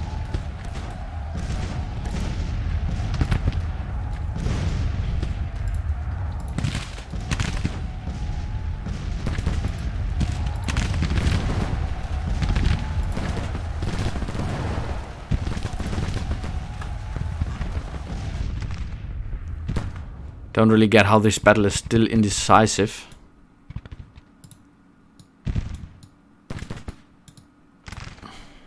Given that, yeah, John, exactly. Given that I've shattered so many Confederate forces already. Yeah, they took a lot of the points actually. All of the points apparently. At least I don't have any. Which is a little pointless because I think I've taken Old Church Road.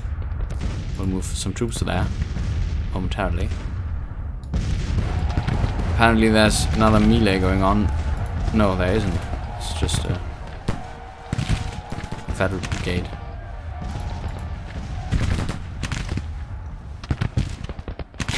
Yeah, exactly. Yeah, Napoleon Bonaparte is obviously the better name, the superior name, I must say. Can't see why you would name your other kid John. I mean, if you didn't want you to like your kids to like each other, you would just name him like Arthur Wellesley Buford.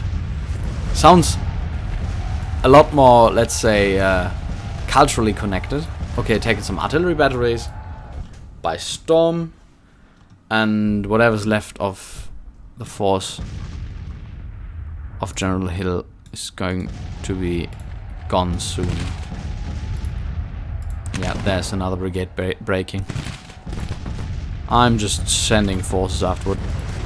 This battle was not as climactic as I hoped.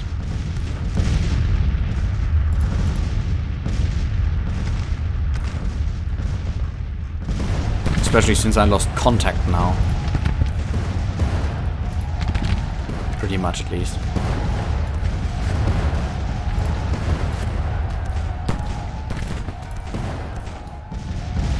Yeah, this brigade is in artillery hell now.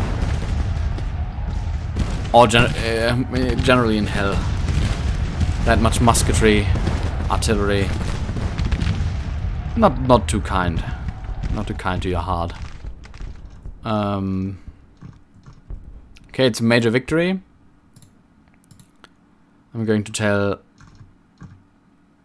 some division, probably the one of Hayes, which I've kept in reserve, to just march on. Okay.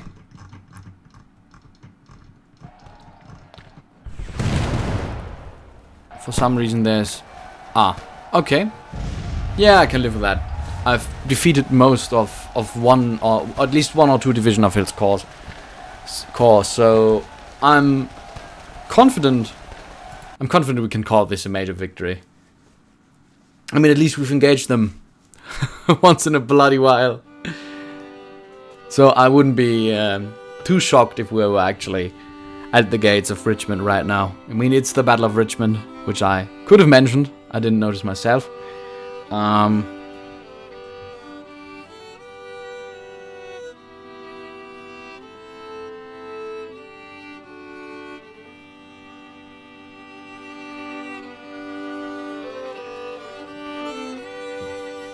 Colonel Brooke has fallen to his grace. Brigadier General Tyler has become famous, okay? Yeah, well, inflicting more than 3 times.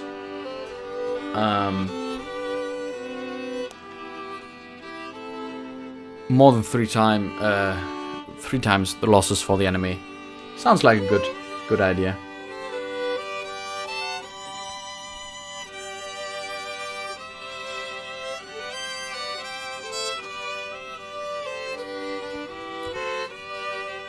Our national morale rises quite handily. The enemy's fall. I mean, our military experience rises, which affects your combat effectiveness, I think.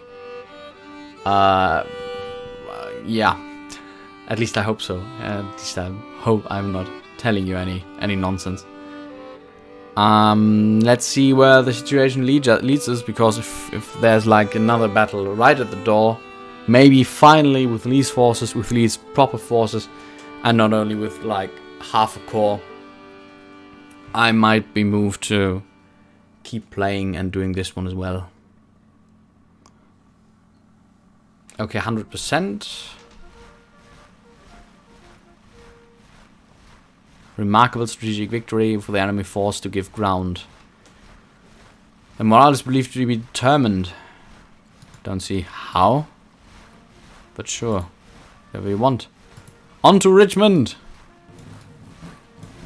Onwards! Let's win this war. For some reason, while Lee's army is fully intact.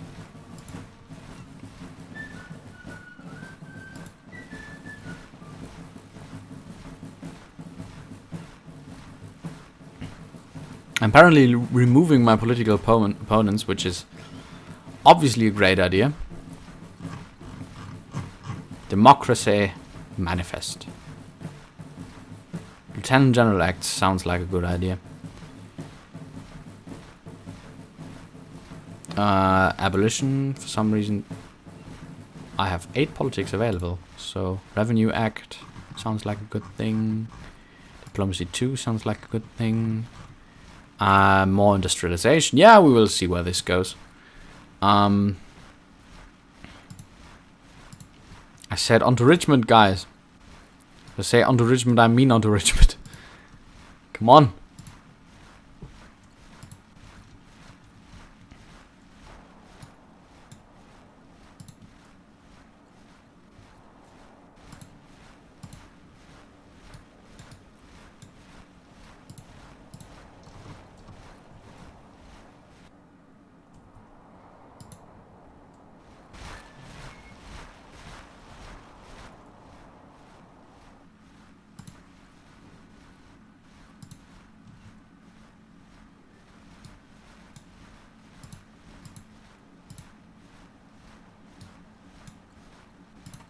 Yeah, let's just push forward, hoping that we will find some semblance of the enemy.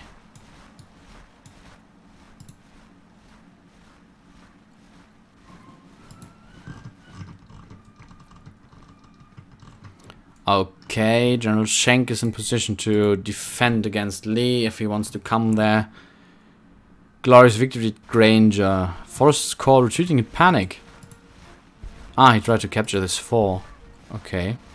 If he wants to, he can do that. I'm going to attack Forest with all I have. Cumberland or Rosecrans. Not the best command of the war. Manageable. And at least very unlucky at times.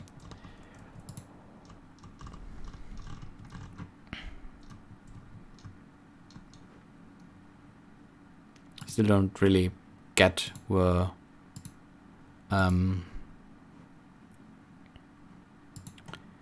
where the Army of the Tennessee went.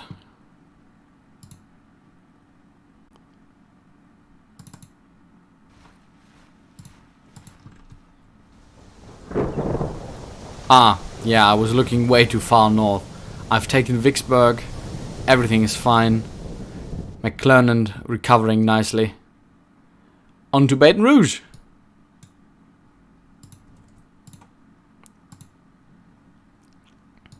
Army of Western Louisiana. More like probably dead, hopefully dead soon. Ah, they're retreating. Yeah, what else should they do? I mean, I've been whipping them the entire day.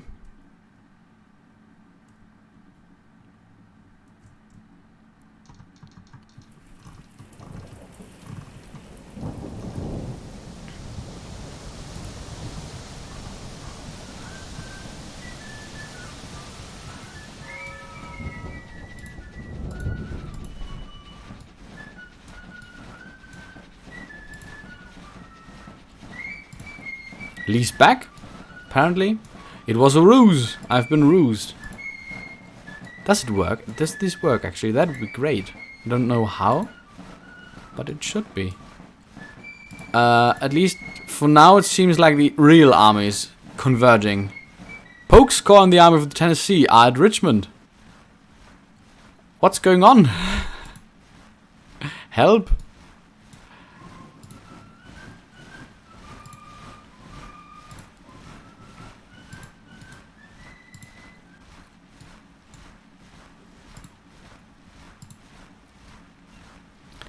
Really don't get how they slip past my forces.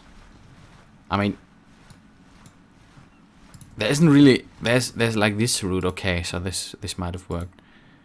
So this is like going to be the end timesy battle, and I'm going to be swarmed by hundreds of thousands of Confederates. Is that right?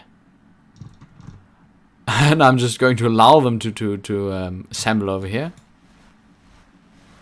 Ah, engagement. 3rd Corps of the Army of Virginia with the 12th Corps of the Army of the Potomac. And probably the 1st Corps and the Cavalry Corps as well. 5th Corps. And whoever's another one, 9th, 11th, I believe. Ooh, this might be a big one. This might be the week when we've been waiting for. And I will probably be disappointed just as I said that.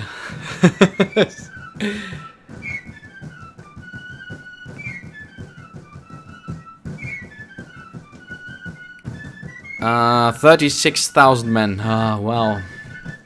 How underwhelming. Let's see. 88,000 men. Under General Slocum. Okay, this is really gonna be the final one. And we're going to continue this campaign, hopefully. Ah, yes, Slocum was the one holding Cobb's Hill after, during Gettysburg. Ah. Yeah, so this name rang a bell. And Philippe Régis Denis de Carandon de Trobriand is a fabulous name. I think the French really have an edge on us Germans and the British concerning the music of the language. I like it. I am currently looking for a university course to finally start studying it in earnest. I'd love to speak French. I'd love to speak Russian as well. Hopefully I will be able to learn it during my academic endeavors.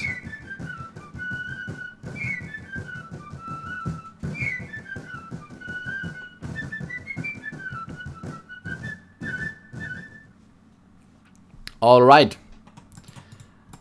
Rappahannock. What battlefield is this? Apparently it's Fredericksburg. I like Fredericksburg.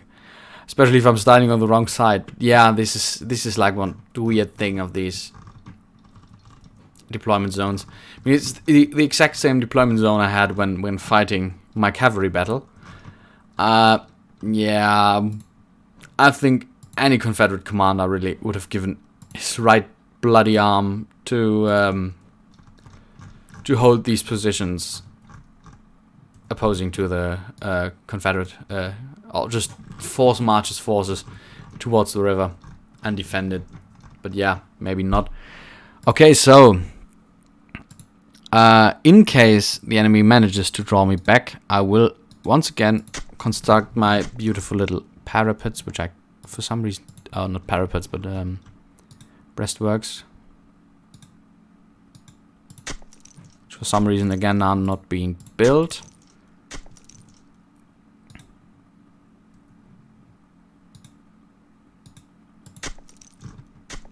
Yeah, well, fuck it. I don't really mind. I will just build it with my infantry.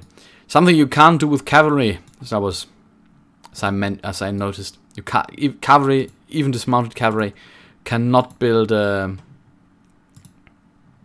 he has a brigade attached to his core. Okay, fine. A brigade attached to his to a cavalry. What am I saying? A dismounted cavalry brigade cannot build any kind of defenses. Which is sad. I mean, didn't cavalrymen have a spade? I mean, sounds like a terrible idea, not giving them a spade, really. Ah, there's the good old artillery reserve. Ah, I love artillery. Sorry, I've been an artillery guy for my army years, and I've enjoyed it a great deal, a really great deal. So I'm just going to build them in a more opportune position, like over here, at these little crossings over here. Hopefully the enemy is going to come for me. We shall see. Okay, last battle of the day. Here we go. And apparently the breastworks have been built for some reason. Okay, let's do this. Let's get some breastworks going here, so I have like a fallback position for my defense alongside this little railroad line, which is something this brigade can do quite handily.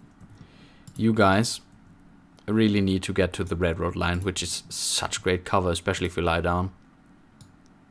And with repeating carbines, or at least carbines at all, which we don't have, but yeah, c'est la vie. You two brigades are going to be in my reserve. I don't really know where the enemy is coming from, but apparently he's coming from the hill there, Chancellorsville Road. So I'm going to put my guns to give him a warm welcome.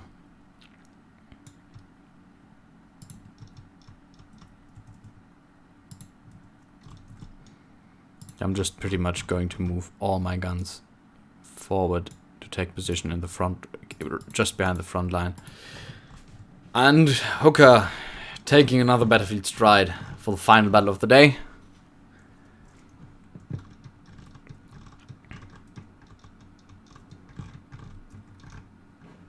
And here they come already.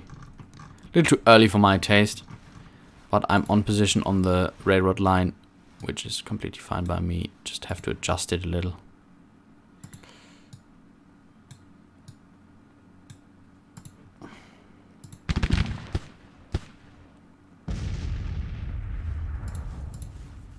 Those damn skirmishes.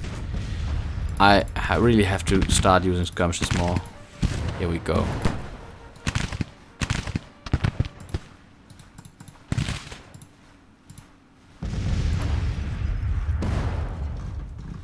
Yeah, the artillery is going to give them hell.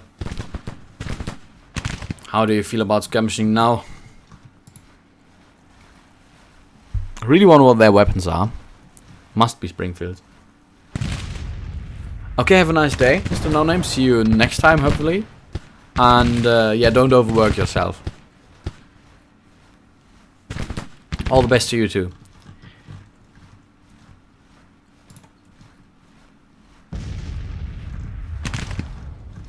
Rather certain I told those guys to build some positions.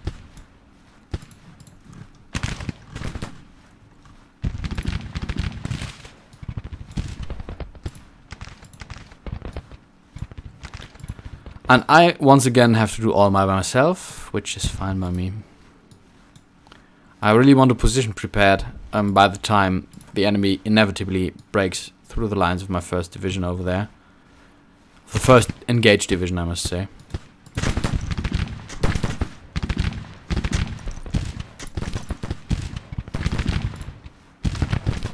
Here's a nice skirmisher versus skirmisher battle. Not sure whether we will be able to win that, but it buys us some time. Yeah, this is rather the same strategy. Although in the end, they only had like unguarded artillery batteries over here. I was able to just steamroll them with my cavalry.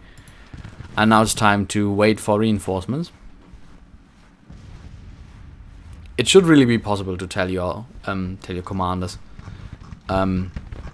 just where exactly, or to send you a dispatch how long they would be needing, or how long they at least estimate to be needing. Okay, they've thrown back their skirmishes, so I will do too.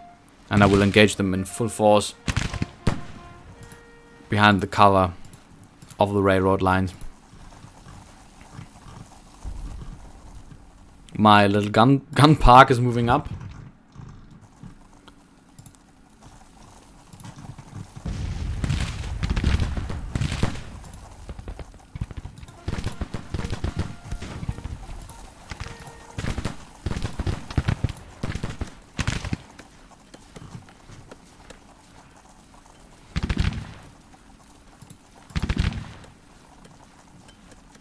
It's the end of the day, which comes to my advantage.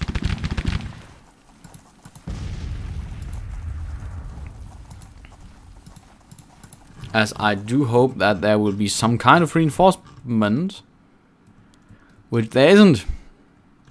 How disappointing. Okay, the defensive line hasn't budged. Haven't been aggressive enough.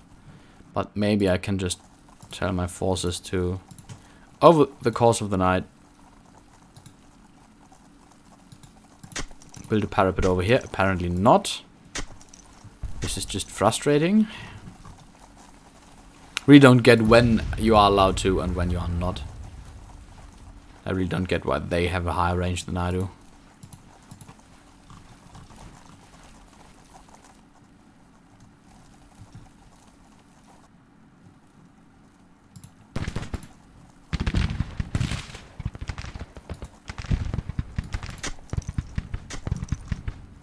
Okay, those guys are done here.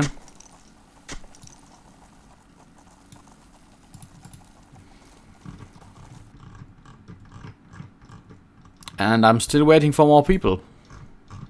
I'm not used at all to having roughly the same number as the enemy. They're still hassling me with skirmishes over here, but I don't really want to dispatch my own skirmishes. Yeah, well, maybe I should.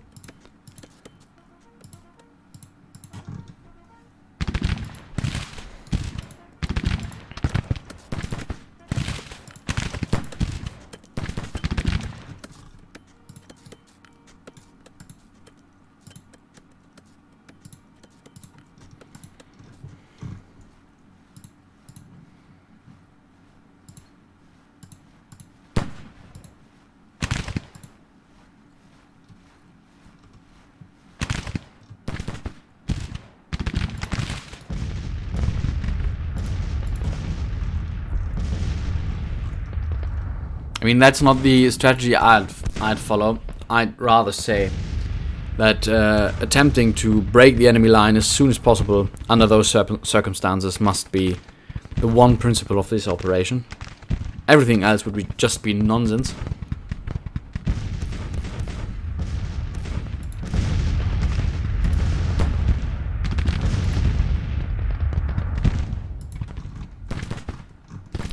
Because exactly the reasons of reinforcements and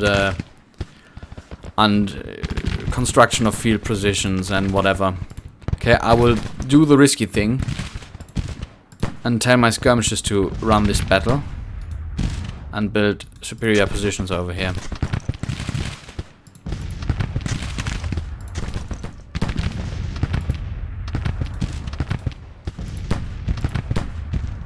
If they should attack in force, I've got a serious problem.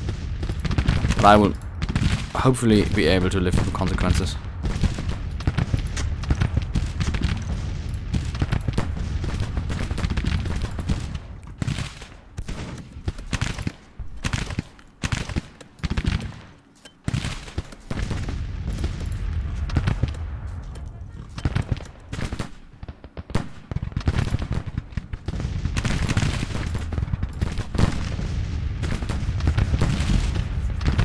I've been able to hold them at a distance with my artillery for a while, but that's not going to last forever, to be honest. I'm a little bit concerned.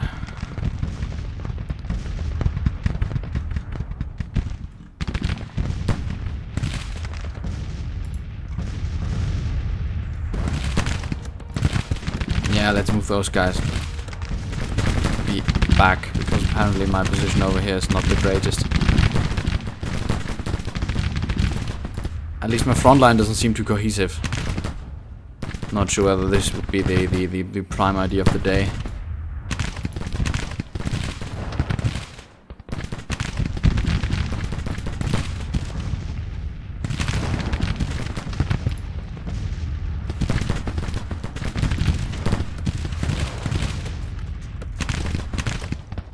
I mean, so far I've been driving them back quite well.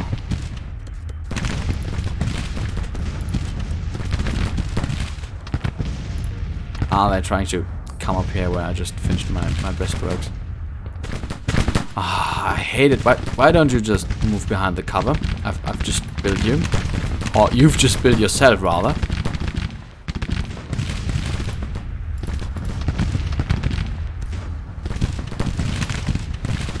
Yeah, skirmishers are taking the pound in.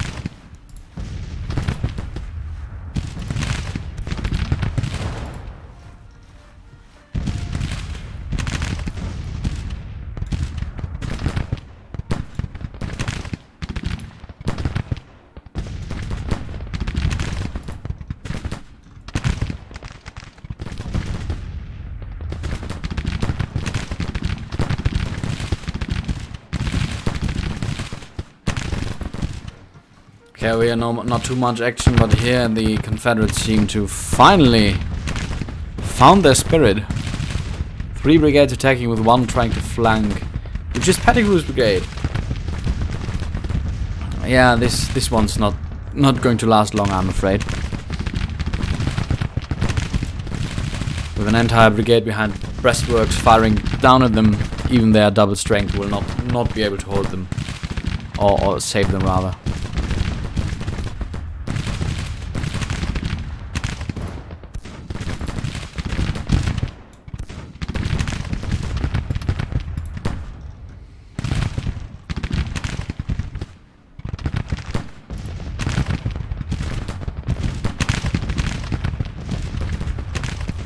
Yeah, this is going not too badly, and there's been reinforcements, and I've completely missed that. I always forget 2 corps, Henry and Sickles, Hancock and Sickles. Wow. Okay, then that one I maybe should have been a little more looking forward to. Okay, so there's like a little bridge over here. There's a hill. I really don't want to attack there. So the best idea would be to just mass an attack into their flank and try to steamroll them there. Oh, that's Caldwell and Hancock. I rather meant the other guy. Ah, yeah, Sickles. Dan the man. The great hero with the largest possible quotation marks. Most interesting thing about is that he was he was actually the first person to be released, or rather treated as temporarily insane after he killed his wife's lover on the open street in New York, I think, or no, in Washington. Which was a really huge trial, which had all the attention of all the media there was, and ended in him being acquitted. The dismay of many a fine gentleman, but and pretty much to rescue his reputation, he was just then he formed many a new brigade. Oh wow, another corps. The entire army is just prancing in on the opportunity. to clean his name, he raised an entire volunteer brigade by himself, became commander, and was promoted to division commander and fought at Gettysburg, making some really questionable decisions on the way.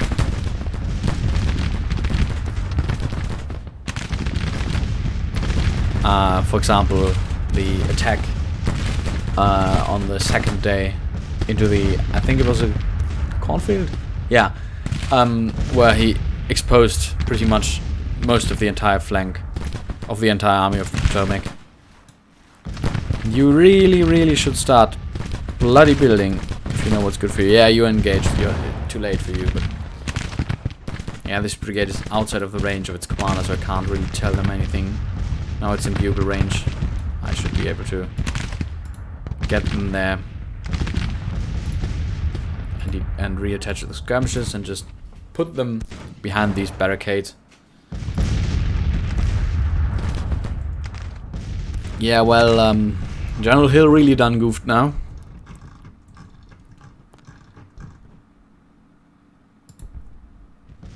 Especially if the army over here is not being able to actually leave the road because they're so cluttered.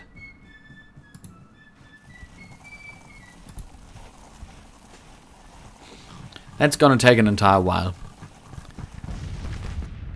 Meanwhile, the Confederates actually really start pushing.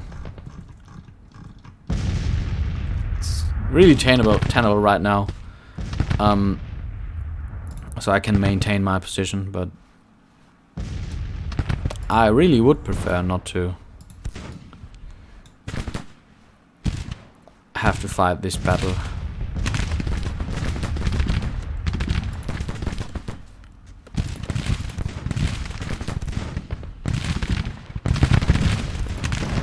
Okay, the Springfields of this brigade, really, of Lockwood's brigade, which should really engage at maximum distance, since they're in such a great position. I'm never going to move them away from there. While you guys are just getting pounded by artillery, you should really retreat.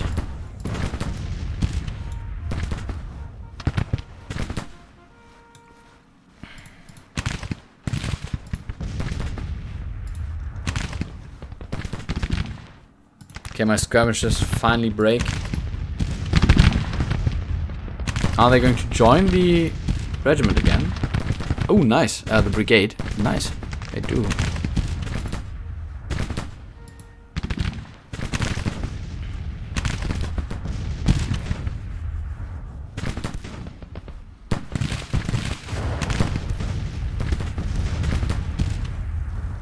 Yeah, they really don't see the final drive to just pummel me from this position, which will once again cost them the battle. Maybe they are a little bit too easy at the moment, but yes, of course, as I've said countless of times before, not feature complete, and the usual disclaimers apply, pretty much. Okay, so now we're talking. The army finally managing to get on the road, although all those units are so disrupted from the tangle. Okay, the rebels are finally pushing in on my prepared position. This is going to cost them.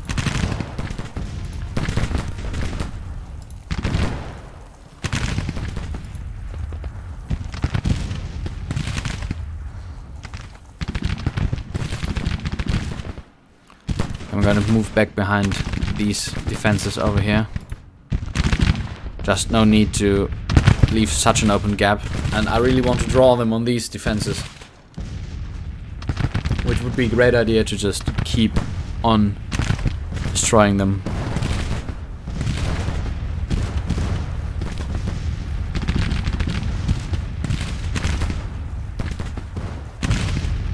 Davis's brigade, I mean, they are brave, they're just marching forward, but I don't really think they have only lost 90 men by now.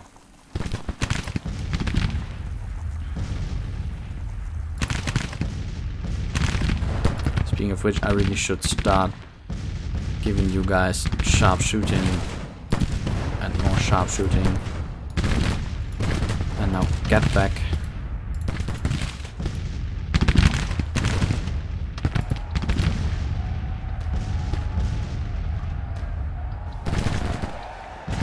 Okay, they just walked into melee. Really should assist.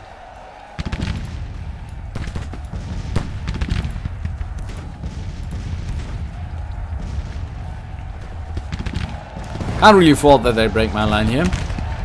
Reinforcements are not yet over the Rappahannock. So losing this position would result in Slocum's corps probably being, and my artillery reserve, of course, probably being severely whipped. But I think I'll be able to break those rebels.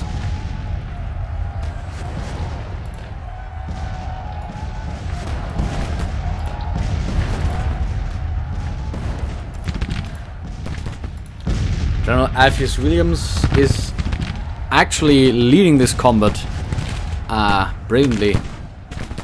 I mean, those forces have been holding superior numbers back for such a long while. I can't. Yeah, they are retreating in good order behind prepared positions, which is just what you want. I don't know why I can't keep this objective, because I'm obviously holding it. But yeah. Okay, the Confederates are going to break sooner rather than later, but my artillery is taking such a pounding. Especially these 3-pounders. 3-inch rifles. Counter battery sounds like a good idea. What are you guys doing? Get behind cover. Okay? Don't then. Okay, first forces close to reaching the Rappahannock. I'm going to speed up a little, just so something happens once in a while.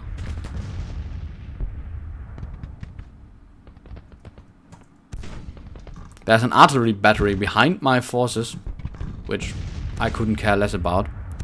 Less there's any infantry, because I actually can take this cavalry, these brigades, easily.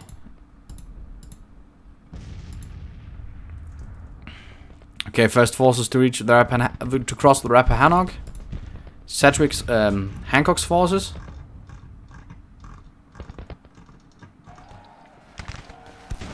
And they are trying their level best. My artillery actually goes to shits for some reason. Probably because those fleeing Yankees have been overrunning them, which has happened to me before. Somebody has been killed.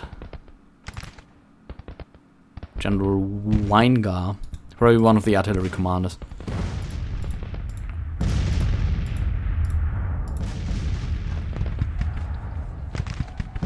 Oh wait, Pettigrew hasn't been routed. Thought I'd broken him before. Oh wow! And you are on the wrong side of the damn fortifications. Oh god, really? 10 times speed really can kill your battles if you don't look out. So Hancock, how about you just moving your own ass forward?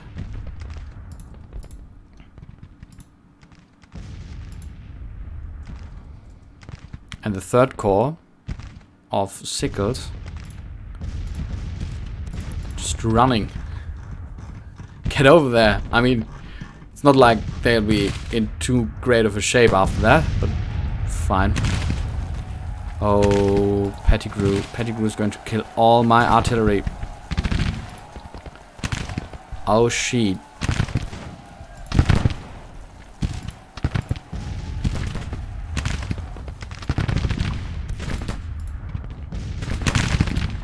Okay, they've actually broken through my positions over here, I feel. Yeah, Lockwood is going to go down the drain pretty quickly. This position over here is not too bad, except you guys are obviously just too stupid to use a breastwork. But Pettigrew's brigade really messes up my artillery.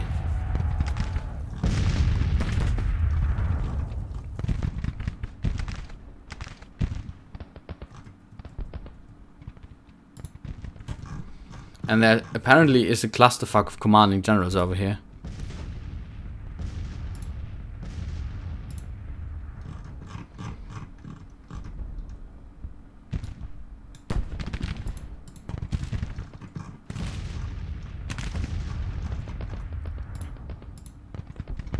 Okay, one of the first supporting divisions has finally arrived. Close to the battlefield. So this time we'll come prepared. And you just keep ending up on the wrong side of your goddamn breastworks, and now they're charging. Okay, I'm going to withdraw my artillery from Mary's Heights back into Fredericksburg. And do the old Hitler fetish of retreating and destroying the enemy in a giant pincer movement. Which is probably not going to work, to be honest. But let's see. Okay, Slocum's entire corps should really be getting out of there. Fighting retreat.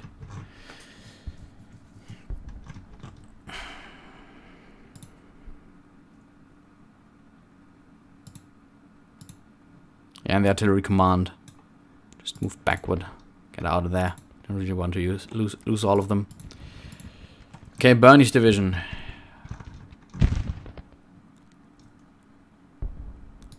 Now has a pretty shitty job.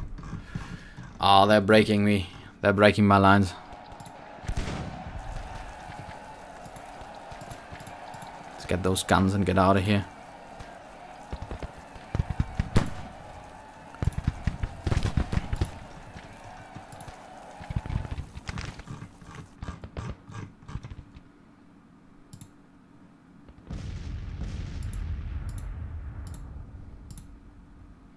General Wright's division. There's no more bridges in Fredericksburg for some reason. Oh, wow. Get a move on. Somebody's wounded. Colonel Taft, one of my brigade commanders, I think. Okay, the 1st Division under Caldwell has been arriving steadily. It's only 2,000 men strong. Now 3,000 men under Hayes. And Gibbon's elite boys, 3,800 strong. Especially the Iron Brigade, which should be running around here somewhere. In case sound or something else is bothering you, just tell me. I can't help my accent, sorry. Damn crowd. All the artillery forces are just not moving. Why aren't they? Yeah, well...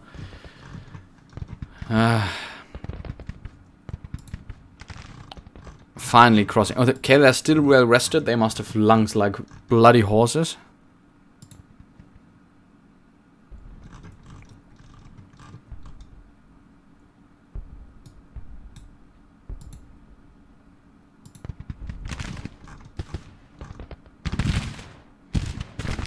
Ah, no, Gibbon is not commanding the division of the Iron Brigade. It's whose division is it? Can't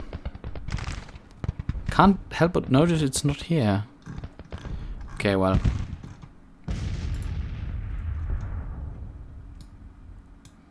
McDougall's brigade really should get out of there as well.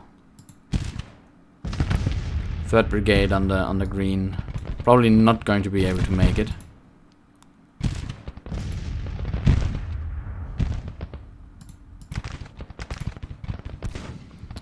Colonel Candy should get back as well. But I really start to need all my available forces.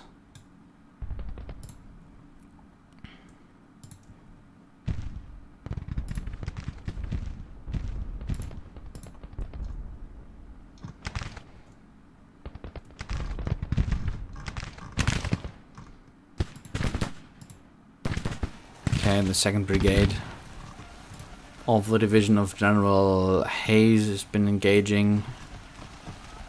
So will Harrow. I really wish I would have held these positions. Could have destroyed them in a terrible pincer movement. But yeah, not gonna happen now.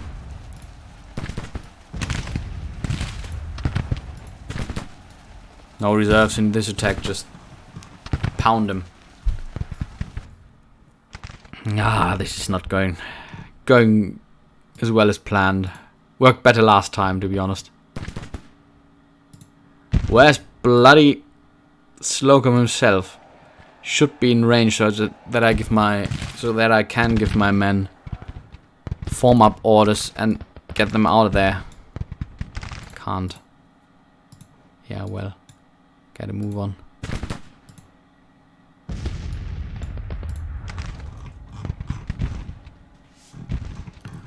Okay, apparently the 1st Brigade of the division of Hayes is engaged with another fairly sizable division of the Brigade of Thomas. General Carroll, yeah, well. Get anyone to his flank?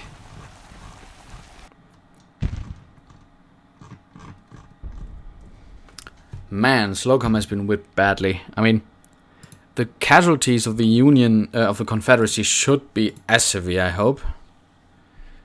Ooh! Not even slightly. The left looks interesting. Yeah, the left is like hanging in the air. I really, really believe that this is where I can win the battle. But, of course, I've not really given too much care to... I'm taking too much care of who is going to lead the charge there, and it's Hancock's boys, which have been fought a battle before and actually have been carrying the main thrust of the enemy action there as well. And now I might be running into trouble. Yeah, solidifying the center is what I try to do. General Wheaton's boys are still moving on right into Fredericksburg, which is fine. The reinforcements under Burney are the first one to really...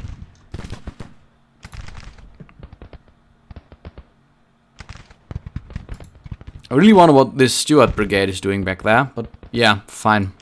Let him. Throwing them in. Okay, I'm just...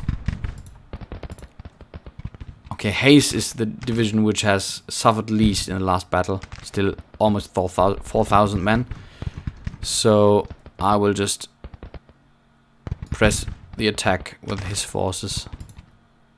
Enemy has been retreating here, so this opens the possibility that I can move on past them there.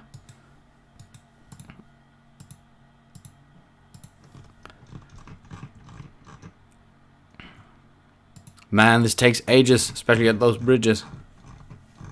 Or rather, fords.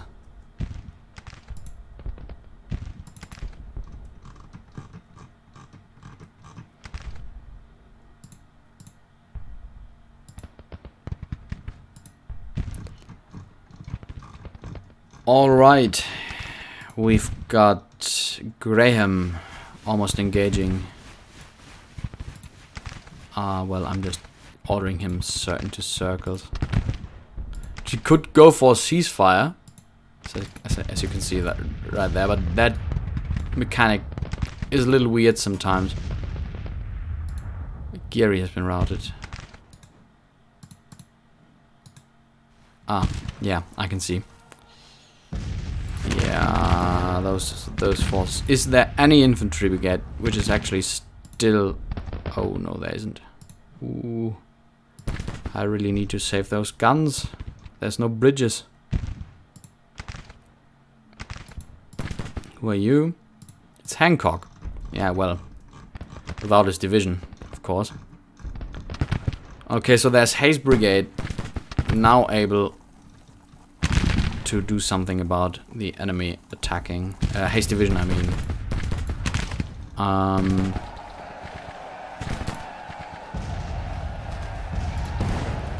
Yeah, General Caldwell is not in great shape. You belong to Gibbon. Where's the rest of Gibbon's forces?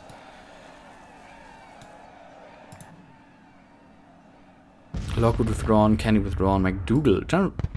Colonel McDougal has been wounded. This name rings some kind of bell with me. I don't know why. Probably from reading something out of Catan. Yeah, he's been whipped, apparently.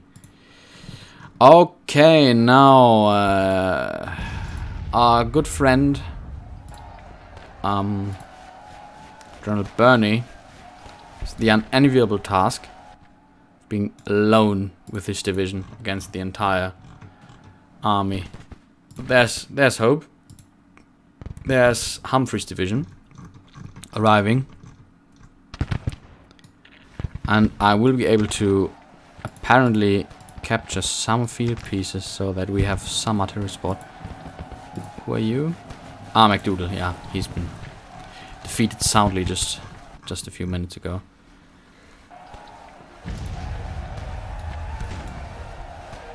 Okay, apparently the rebels have. They're still engaging one of my brigades over here. Apparently, no. Oh, Slocum has been killed. Yeah, well, serves him right. I'm not willing to admit any fault in this catastrophic destruction of the first of Slocum's corps. At least I'm saying so. Yeah, probably going to get court-martialed for this. Hayes decided not to go into Fredericksburg. Okay, you do you. I really wish I had Pleasanton's cavalry, boys, for like some outlandish flanking maneuver, or closing some kind of large encirclement, and you are just marching column into gunfire, which is the worst thing you can do. Why would you?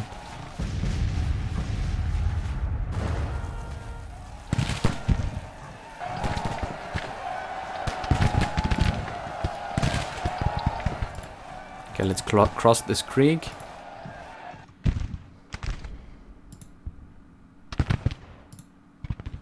And get Gibbon's boys forward. Why aren't they? Why is this such a chaos?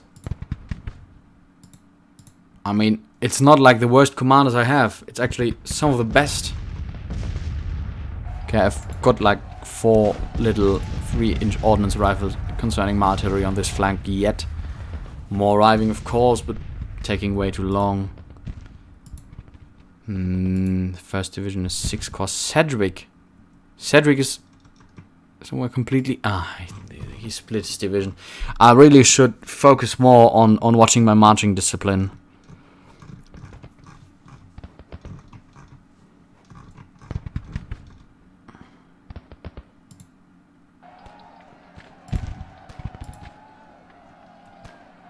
Okay, Burney finally arriving himself in full strength.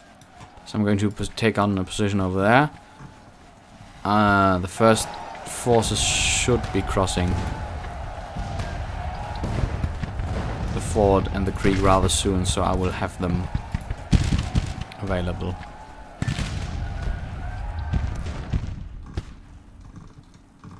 Well, remind me of getting a new corps commander. If this corps actually still exists after the battle, which I don't really believe. I mean, the enemy is not really desperately sprinting toward holding or rather defeating my artillery reserve, which is of course fine. But where are the commanding generals of the corps? They are, where's Hooker? Hooker's... Where am I, pretty much? Okay, Hooker chilling in some kind of weird peninsula where his orders are, of course, marvelously fast. Oh, wow. 1,700 dead. Yeah, well.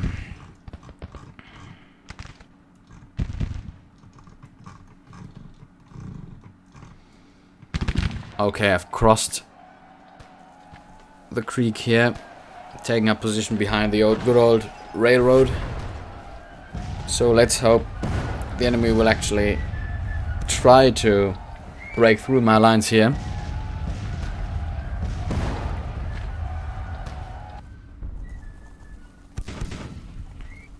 My artillery is, of course, still superior, so I can at least pummel them a little. And I really do hope they make the mistake of attacking me over here. Some of my most experienced forces in good shape, good cohesion, at least until they cross the creek, of course.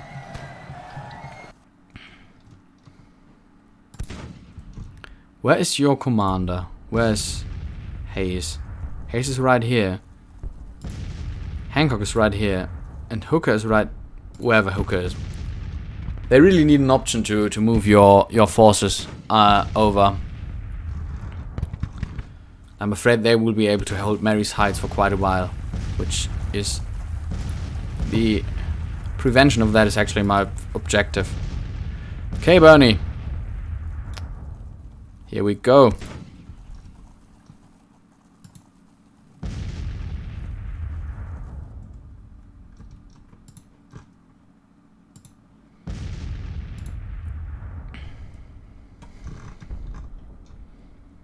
General Howe.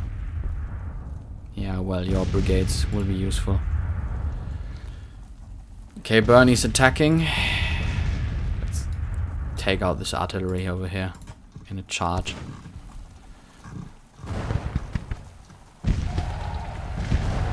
It appears to be that they are coming for my position over at the railroad dam, which is currently being reinforced by, yeah, I think pretty much exactly a little more than what Harrow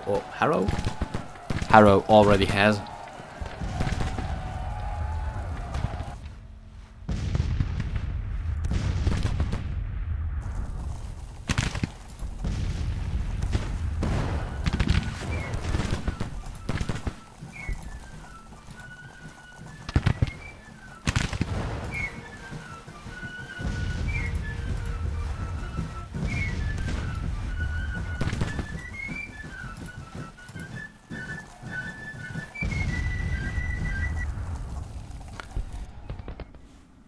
I mean, the incredible slowness of the AI and of the Confederates in actually rushing into Fredericksburg has saved the day, I believe. Especially now as the core artillery of Hancock is finally arriving. It's going to be 29 more guns. Or is this Hancock's? I'm not sure, but I need guns. Especially if the Confederates attempt to counterattack.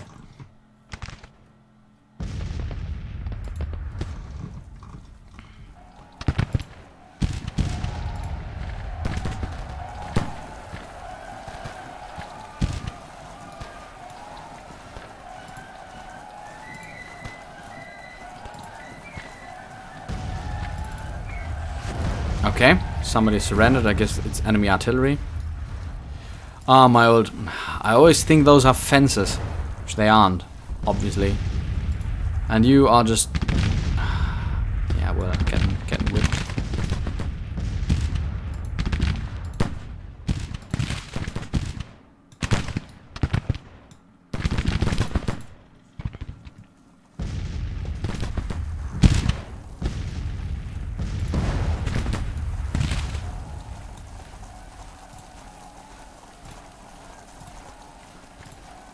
Can I actually delete this? Yeah, nice. That's been a nuisance.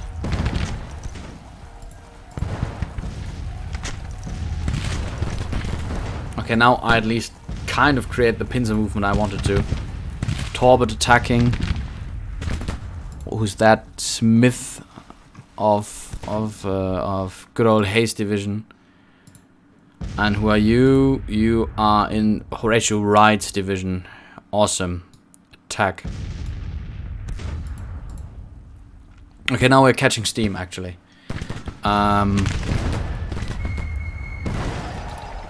You are afraid to get your feet wet, apparently. No, you aren't. Nice. Okay, now they're coming. Now they're coming for my railroad position. This is quite important, I must say. But I'm rather confident we'll hold them here. If my men were inclined to open fire. I mean, maybe it doesn't really model firing uphill well. Ah, awesome. There's the volleys. Nice. Here we go. Let's fry some reps.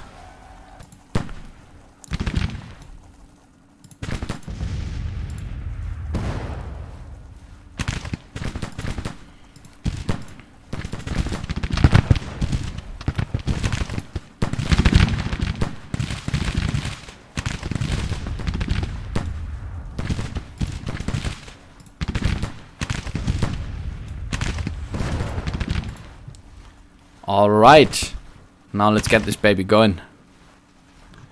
Taking out the enemy artillery over here.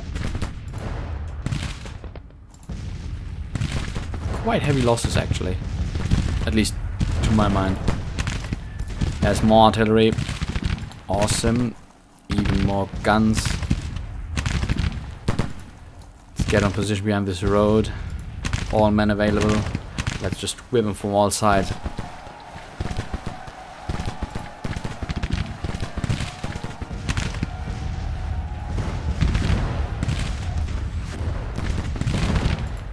Okay, maybe a little overly enthusiastic here. They've moved forward a brigade. Wilcox Brigade, quite sizable still.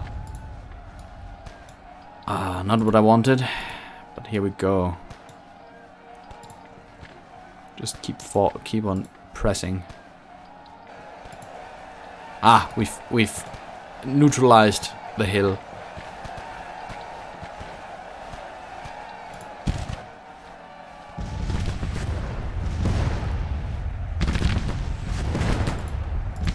Where did he decide to go? Harrow! What? How did he break? How did this brigade break? It lost almost no men and it wasn't even fresh. It wasn't even their first battle. Oh wow. Yeah, well. How about casualties? Got a little better or even worse? Even worse. Ooh. Yeah, well, I mean, 2-to-1 casualties is maybe a little too much, but like 1.5 to 1 would be more than fine. But I mean, now is the time where we will inflict the most casualties on them. Now we got them. Now we will keep pushing from two flanks and from the front.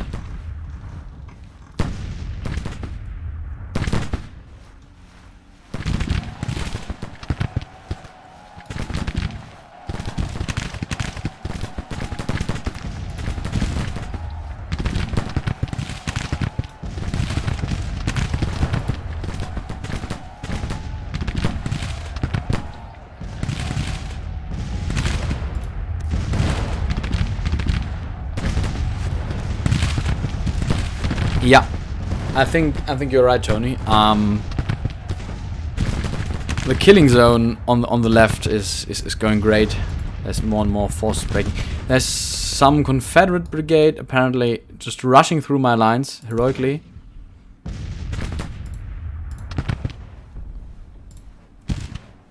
Man, I didn't think this would take so long. Well, there's another. Is this still Harrow? I really want that man to be court-martialed. Yeah. What the hell, actually? I mean, he was in a great position behind the railroad dam, losing 40 men out of his almost 1,500, and then he just went. Not to come back.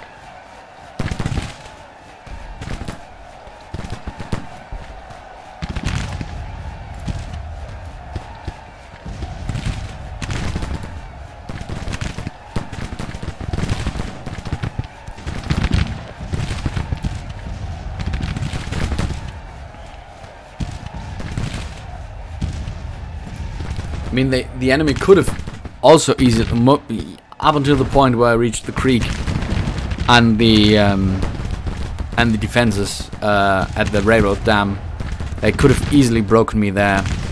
There weren't too many men. There was like one brigade holding it.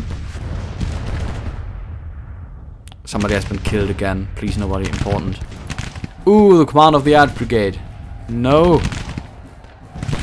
What is that? Ooh, is this the brigade I completely forgot about? Not sure whether they can, but... Ooh, wow. What the hell? What? Yeah, well, my left hasn't so much created a killing field, rather than getting completely outflanked from behind. Ooh, that's bad. Not sure whether they can be rallied. I've seen that, I believe, at least. But might be subject to my fantasy. Okay, I get the final forces forward. Last reserves. At least I think. I guess those other guys I completely overlooked who came from here. And they are quite sizable apparently, an entire division. Well, I got reserves, so... Yeah, well... I'm just afraid I will have to retreat from the railroad dam. Just with one brigade. That's not a tenable position over here. Not without infantry. Get them out of there.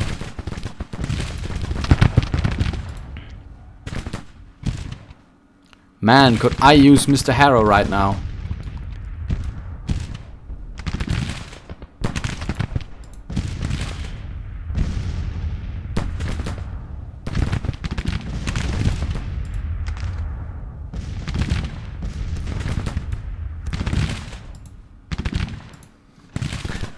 Stuart, no, I don't think so. It's not cavalry. I mean, I don't know who Stuart's cavalry commanders were. Maybe something attached, but I mean, I would like to believe that. That would make my failure a little more bearable, actually. It says it's a major victory. I don't know why. Can't really tell. Maybe because the forces in the center are finally collapsing en masse. Yeah, they're just taking so much fire. There's nothing going to be able to hold them. Yeah, but this is very, very disturbing.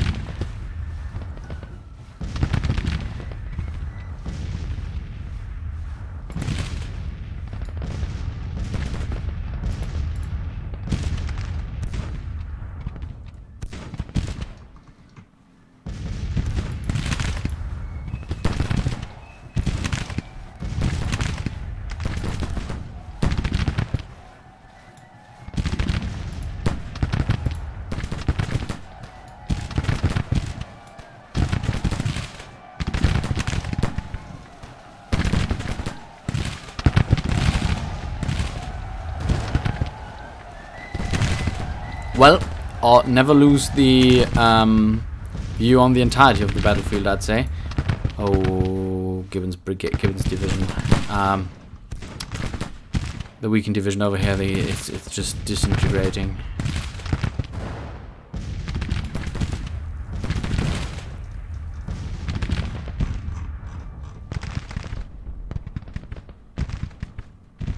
There's still men crossing this bridge.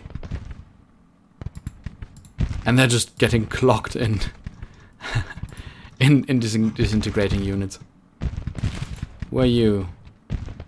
1,000 men. Yeah, well, I can use that.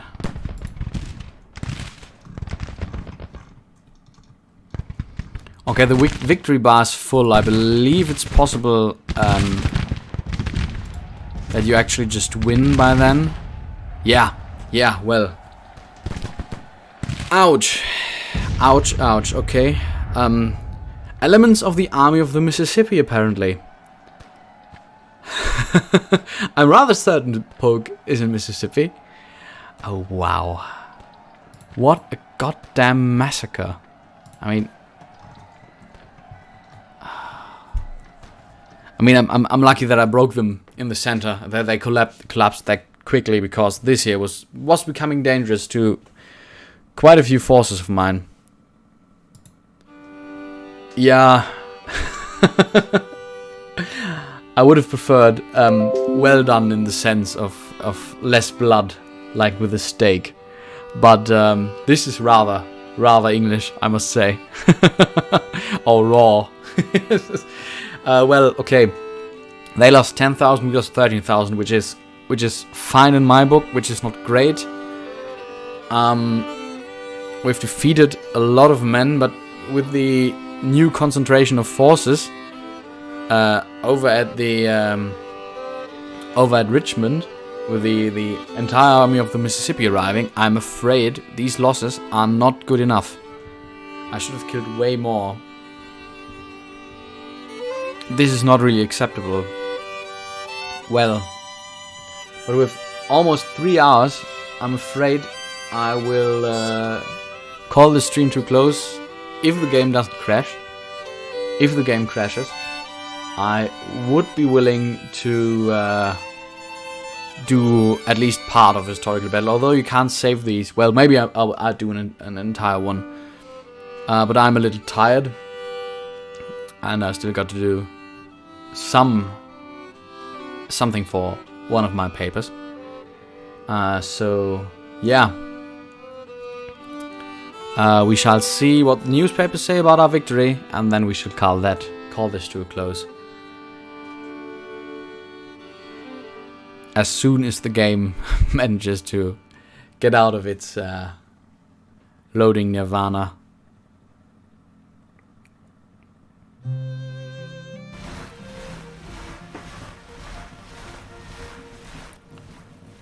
Okay.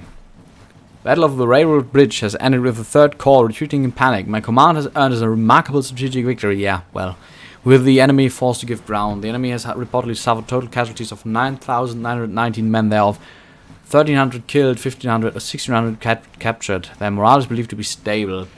Our casualties totaled 13,000 men, with 1,800 killed, 2,000 missing, and the rest wounded. Morale is confident, with the supply situation critical. We've captured 2,296 and 18, I believe. 2,296 and men and 18 guns from the battlefield. I'm, sir, your very obedient servant, Henry W. Slocum. I don't believe that he wrote that because he's bloody dead. Okay, let's stop right here. Okay, what I will do... You are supposed to be dead. How are you still alive? Intelligence blind, yeah, probably. I'm just going to check whether he's actually dead. Where's Slocum? Yeah, no, alive and kicking. Can't say that for his subordinates. Okay. So, we are in the comfortable position to actually be able to continue this campaign in the next stream. So, yeah. I'm just so you can see this for once. I'm going to quit to the main menu. I believe the game just crashed, which doesn't matter, because if I boot it up again, I will probably be able to still manage to play it. Yeah, it still works. There's this button is still colored. We can still play. All right. So I hope you enjoyed the stream. I intend to do a lot more of those, especially if we actually are able to continue the campaign for once. If you enjoyed the video, feel free to leave me a like or subscribe to my podcast on any platform you use. Yeah. This has been the 3rd stream. There's going to be more. I wish you a good day or a good night wherever you live, and see you next time.